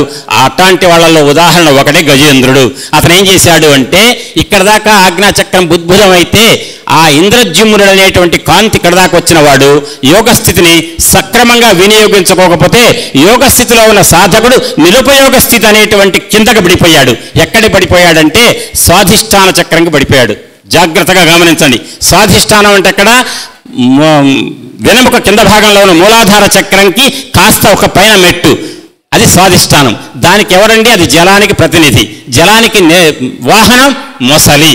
కాబట్టి యోగ సాధకుడు ఆజ్ఞాచక్రం దాకా కుండలిని ఉద్భుతమైనటువంటి వాడు వెనక్కి పడిపోయినప్పుడు స్వాధిష్టాన చక్రంలో పడిపోయాడు. మొసలి పట్టుకుంది అంటే మొసలి వాహనంగా కలిగినటువంటి స్వాధిష్టానం. అప్పుడు పెద్దలు ఒక మాట అడగొచ్చు, ఏమండి ఇక్కడ దాకా కుండలిని శక్తి వచ్చిన వాడు ఎందుకు స్వాధిష్టాన చక్రం దాకా పడిపోవాలి? మూలాధారంకి పడిపోవచ్చు కదా, ఆ ఒక్క చక్రం ఎందుకు వదిలిపెట్టాలి అనంటే గుర్తుపెట్టుకు, శుచీనాం సీమతాంగేహే యోగ భ్రష్టాభియాయతే అని 6వ అధ్యాయంలో భగవద్గీత చెప్తుంది. యోగ సాధన చేసినటువంటి సాధకుడు కట ఒక జన్మలో పొరపాటున సాధన చేసి ఒక లెవెల్లో పడిపోతే ఆ పడిపోయిన లెవెల్ ఎక్కడో అక్కడి నుంచి మళ్ళీ వచ్చే జన్మ సాధన ప్రారంభమవుతుంది. అంతే తప్ప పరిపూర్ణంగా భ్రష్టుడు కాడు. అందుకే మొదట్లో ఏం చెప్పారండి పోతన గారు? దస్య మత్తే భమల్లంబు బహుళ పక్ష సీతభానుపగిది. అవునా? దస్య మత్తే భమల్లంబు, ఆ ఏనుగు గజేంద్రుడు చిక్కి శల్యమై బహుళపక్షంలో కృష్ణపక్షంలో చంద్రుడులాగా అయ్యాడు. చంద్రుడు బహుళపక్షంలో కృష్ణపక్షంలో చంద్రుడు అంటే ఏంటి? అమావాస్య దాకా 15 కళలు పోగొట్టుకుంటాడు, ఒక్క కళ మిగిలి ఉంటుంది. దాన్నే సాదాఖ్య కళ అంటారు. అటువంటి సాదాఖ్య కళతో ఉన్న చంద్రుడితో పోల్చిపోతున్నగా చెప్పారంటేనే ఒక్క కళ ఉంటుంది పర్మనెంట్గా. ఎందుకంటే చంద్రుడు తన మామగారైన దక్ష ప్రజాపతి శపిస్తే కుష్ఠవ్యాధి పీడితుడు కమ్మని, అప్పుడు ఆ చంద్రుడు ఇష్టదైవమైన పరమేశ్వరుని ప్రార్థిస్తే పరమేశ్వరుడు ప్రత్యక్షమైనప్పుడు చంద్రుడు తనకున్న 16 కళలో ఒక కళ పరమేశ్వరుడికి ఇచ్చాట. ఆ చంద్రుడి యొక్క కళను తీసుకున్నటువంటి పరమేశ్వరుడు ఆనాటి నుంచి చంద్రకళాధరుడయ్యాడు. కాబట్టి పరమేశ్వరుడికి చంద్రకళాధరుడు అనే పేరు ఎక్కడొచ్చిందంటే చంద్రుడి నుంచి ఒక కళని తీసుకున్నాడండి, గ్రహించాడు ఇవ్వగా. అటువంటి పరమేశ్వరుడికి ఇచ్చినటువంటి ఒక కళ పర్మనెంట్, అది ఎక్కడికి పోదు, అది అమావాస్య నాడు కనపడకుండా ఉంటుంది. అంటే అర్థం బహుళపక్ష సీతాభాను పగిది అంటే యోగ సాధనలో ఆజ్ఞాచక్రం దాకా కుండలిని శక్తి బుద్భుతమైనటువంటి వాడు వెనక్కొచ్చి పడ్డాడు స్వాధిష్టాన చక్రం కంటే. చంద్రుడులాగా బహుళపక్షంలో చంద్రుడులాగా భ్రష్టు పట్టాడు, దిగజారాడు, చిక్కాడు, శల్యమయ్యాడు గజేంద్రుడు. అంటే అర్థం ఆయన పరమేశ్వరుడికి ఇవ్వబడినటువంటి ఒక కళ ద్వారా ఏదైతే పర్మనెంట్గా పరమేశ్వరుడి యొక్క కృపకు పాత్రుడయ్యాడో చంద్రుడు, అటువంటి స్థితిలో ఉన్నటువంటి గజేంద్రుడు కూడా అంతకుముందు జన్మలో ఇంద్రజ్యుమ్నుడు అంటే ఆజ్ఞాచక్రం దాకా కుండలిని శక్తిని బుద్భుతం చేసుకున్నవాడు యోగ మార్గంలో పైకి వెళ్ళక వెనక్కొచ్చి పడ్డాడు. కారణం ఏంటంటే ఇక్కడికి వచ్చి అహంకారం జనించింది. అహంకారానికి ప్రతిరూపం ఎవరంటే అగస్త్య మహర్షి. ఎందుకు అహంకారానికి ప్రతిరూపం కాదండి అగస్త్య మహర్షి? దేనికంటే వింధ్య పర్వతం మేరు పర్వతం పోటీపడి పెరుగుతుంటే వింధ్య పర్వతం కనుక పెరిగిపోతే ఇక దక్షిణ భారతదేశంలోకి సూర్యకాంతి ప్రవేశించదు. ఆ రకంగా ఋషులు ప్రార్థిస్తే అగస్త్య మహర్షి వచ్చి వింధ్య పర్వతం యొక్క పెరుగుదలను అడ్డుకొని దాని గర్వాన్ని అణిచి ఈ వింధ్య పర్వతం యొక్క నిశ్చల స్థితిని కాపాడినవాడు అగస్త్య మహర్షి. అగస్త్య మహర్షి వచ్చాడంటే అర్థం నిశ్చల స్థితిని కాపాడేటువంటి వాడు అగస్త్యుడు. ఇంద్రజ్యుమ్నుడు అనేటువంటి సాధకుడు ఇక్కడ దాకా కుండలిని శక్తి వచ్చినప్పుడు అహంకారం జనించి ఇక నిశ్చల స్థితి కాపాడుకోలేక నాకు ఈ తాయెత్తులు ఇస్తా ఇవ్విస్తా అనేటువంటి ఒక విద్యను కనుక సమాజంలో బేరం పెడితే వ్యాపారం చేస్తే అటువంటి సాధకుడు తన యొక్క యోగ సాధనలో భ్రష్టు బట్టిపై పతనం అవుతాడు. అంటే యోగ స్థితి నుంచి నిరుపయోగ స్థితికి వస్తాడు అనే దానికి ఉదాహరణ ఎవరంటే గజేంద్రుడు. గత జన్మలో ఇక్కడి దాకా కుండలిని శక్తి బుద్భుతం చేసుకున్నటువంటి సాధకుడు ఆ సాధనలో పై స్థానానికి సిద్ధి పొందలేక ప్రయత్నం చేయలేక గర్వంతో ఉండటం వల్ల ఆ గర్వాన్ని నిశ్చల స్థితిని కాపాడుకోలేకపోయాడు. కాబట్టి నిశ్చల స్థితి కాపాడుకుంటే ఇంకా సాధన చేసి ఇక్కడికి వస్తాడు సహస్రార కమలం దాకా. నిశ్చల స్థితిని కాపాడుకోలేకపోయాడు కాబట్టి వెనక్కి పడ్డాడు. నిశ్చల స్థితికి ఎవరు ప్రతీక అంటే అగస్త్య మహర్షి. అగస్త్య మహర్షి వచ్చాడు అంటే నిజంగా అగస్త్య మహర్షి వచ్చి ఇంద్రజ్యుమ్నుని శాపం పెట్టలేదండి. ఈ సాధకుడే నిశ్చల స్థితి కాపాడుకోలేక వెనక్కి పడిపోయాడు. ఆ రకంగా పడినటువంటి వాడు ఎక్కడ పడ్డాడు? ఇంకా ఒక్క చక్రం ఉందనంగా స్వాధిష్టానం. అది స్వాధిష్టానంలో దేనికదని నీటికి నీళ్లకు వాహనం ఎవరు? మొసలి. కాబట్టి మొసలి పట్టింది. అటువంటి మొసలితో పట్టుబడినటువంటి గజేంద్రుడికి ఏం గుర్తొచ్చింది? పూర్వ పుణ్యఫల దివ్య జ్ఞాన సంపత్తితో ప్రాగ్జన్మన్ అనుశిక్షితం అంటారు వ్యాస మహర్షి.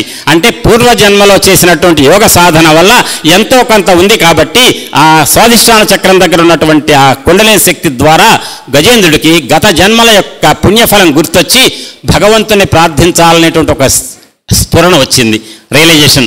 ఆ రావటం వల్ల ఎవ్వనిచే జనించు జగమెవ్వని లోపల నుండు లీనమై ఎవ్వని ఎందుడిందు పరమేశ్వరుడెవ్వడు మూల కారణం వెవ్వడు అనాది మధ్యలయుడెవ్వడు సర్వము తానైన వాడెవ్వడు వానిన్ ఆత్మభవున్ ఈశ్వరునే శరణంబు వేడెదన్ అని ఆ పరమాత్మను ప్రార్థించాడు. తదనుగుణంగా పరమాత్మకు అనుగ్రహానికి లోనై పట్టుకున్నటువంటి మొసలి బారి నుంచి బయటపడ్డాడు. ప్రజలారా వినండి, కాసారంలో దిగింది గజేంద్రుడు, సంసారంలో దిగింది మనందరం. కాసారంలో దిగినటువంటి వాడిని పట్టుకుంది ఎవరు? గ్రాహం, మొసలి. అదే సంసారంలో దిగిన వాళ్ళని మనల్ని పట్టుకుంది ఎవరు? గ్రహం. అంటే అక్కడ గ్రాహం పట్టుకున్న గజేంద్రుడు గ్రాహం నుంచి, మొసలి నుంచి బయటపడాలంటే పరమాత్మను ఆరాధించాడు. మనం కూడా సంసారంలో దిగిన మనంతరం కూడా గ్రహస్థితి తారుమారై బాధపడకుండా ఉండాలంటే మనం పట్టుకోవాల్సింది ఎవరినంటే గురువు యొక్క పాదాలను. ఎవరితో ఖండించారు? సుదర్శన చక్రంతో ఖండించారు విష్ణుమూర్తి. శ్రీనాథకర సరోరుహ మానిత దివ్యాస్త్ర రూప మనుజ సహస్రార అనూన అనంత అచ్యుత ధీనిగమారూఢ చక్ర దివ్యన్మూర్తి అంటూ ఈకే మాస్టర్ గారు ఇచ్చారు సుదర్శన స్తవంలో. హరికిన్ దక్షిణ హస్తమై కలుషదైత్య శ్రేణికిన్ మృత్యువై వరయోగీంద్ర తపస్సమాధితరు పుష్పంబై గజేంద్రావన స్థిర కీర్తి ప్రభమై భవాబ్ధిహరమై చెల్వందు నీ మూర్తికిన్ కరముల్ మోర్చి నమస్కరింతునిదే రోగధ్వంసనా వ్యాప్తికిన్ అని సుదర్శన స్తవాన్ని ముగించారు ఈకే మాస్టర్ గారు. అటువంటి సుదర్శన స్తవంలో ఏ సుదర్శనుడు ఉన్నాడో ఆ సుదర్శన చక్రాన్ని విష్ణుమూర్తి ప్రయోగించడం ద్వారా మొసలి తల ఖండించి మొసలికి మోక్షణం ఇచ్చాడు. హూహు గంధర్వుడుగా గజేంద్రుడికి ఇచ్చాడు ఇంద్రజిమ్నుడుగా.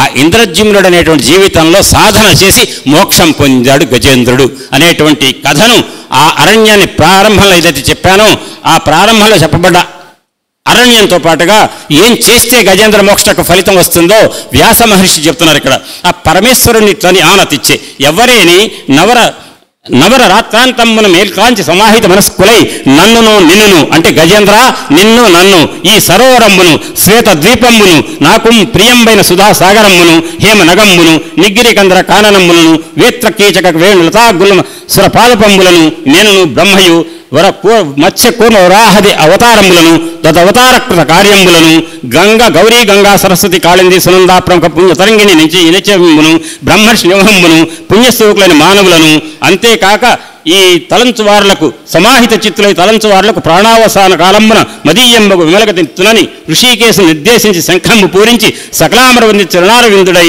విహగ పరివుడు వాహనుడై వేంచేసి విధానీకము సంతోషించనని చెప్పిసుకుండు అన్నాడు. గజరాజ మోక్షణంబును నిజముగా పఠించునట్టి నియతాత్ములకు గజరాజ వరదుడిచ్చును గజతురగస్యందనములు కైవల్యంబు. ఈ గజేంద్ర మోక్షణ కథను పరమ శ్రద్ధతో భక్తితో నియమంగా ఎవరు చెప్పినా ఎవరు విన్నా వారికి శ్రీ మహావిష్ణువు ఇహలోక వైభవాలు పరలోక వైభవాలు బ్రతికి నన్నాళ్ళు సత్సంగ భాగ్యమిచట తనువు విడియేగ సాకేత ధామమచట అనే స్థితిని కలగజేస్తాడనేటువంటి ఫలితాన్ని తెలియచేశారు వ్యాస మహర్షి. అటువంటి స్థితి మీకు నాకు మాస్టర్ గారి అనుగ్రహం వల్ల లభించుగాక అని చెప్పి ప్రార్థిస్తూ స్వస్తి వాసుదేవ.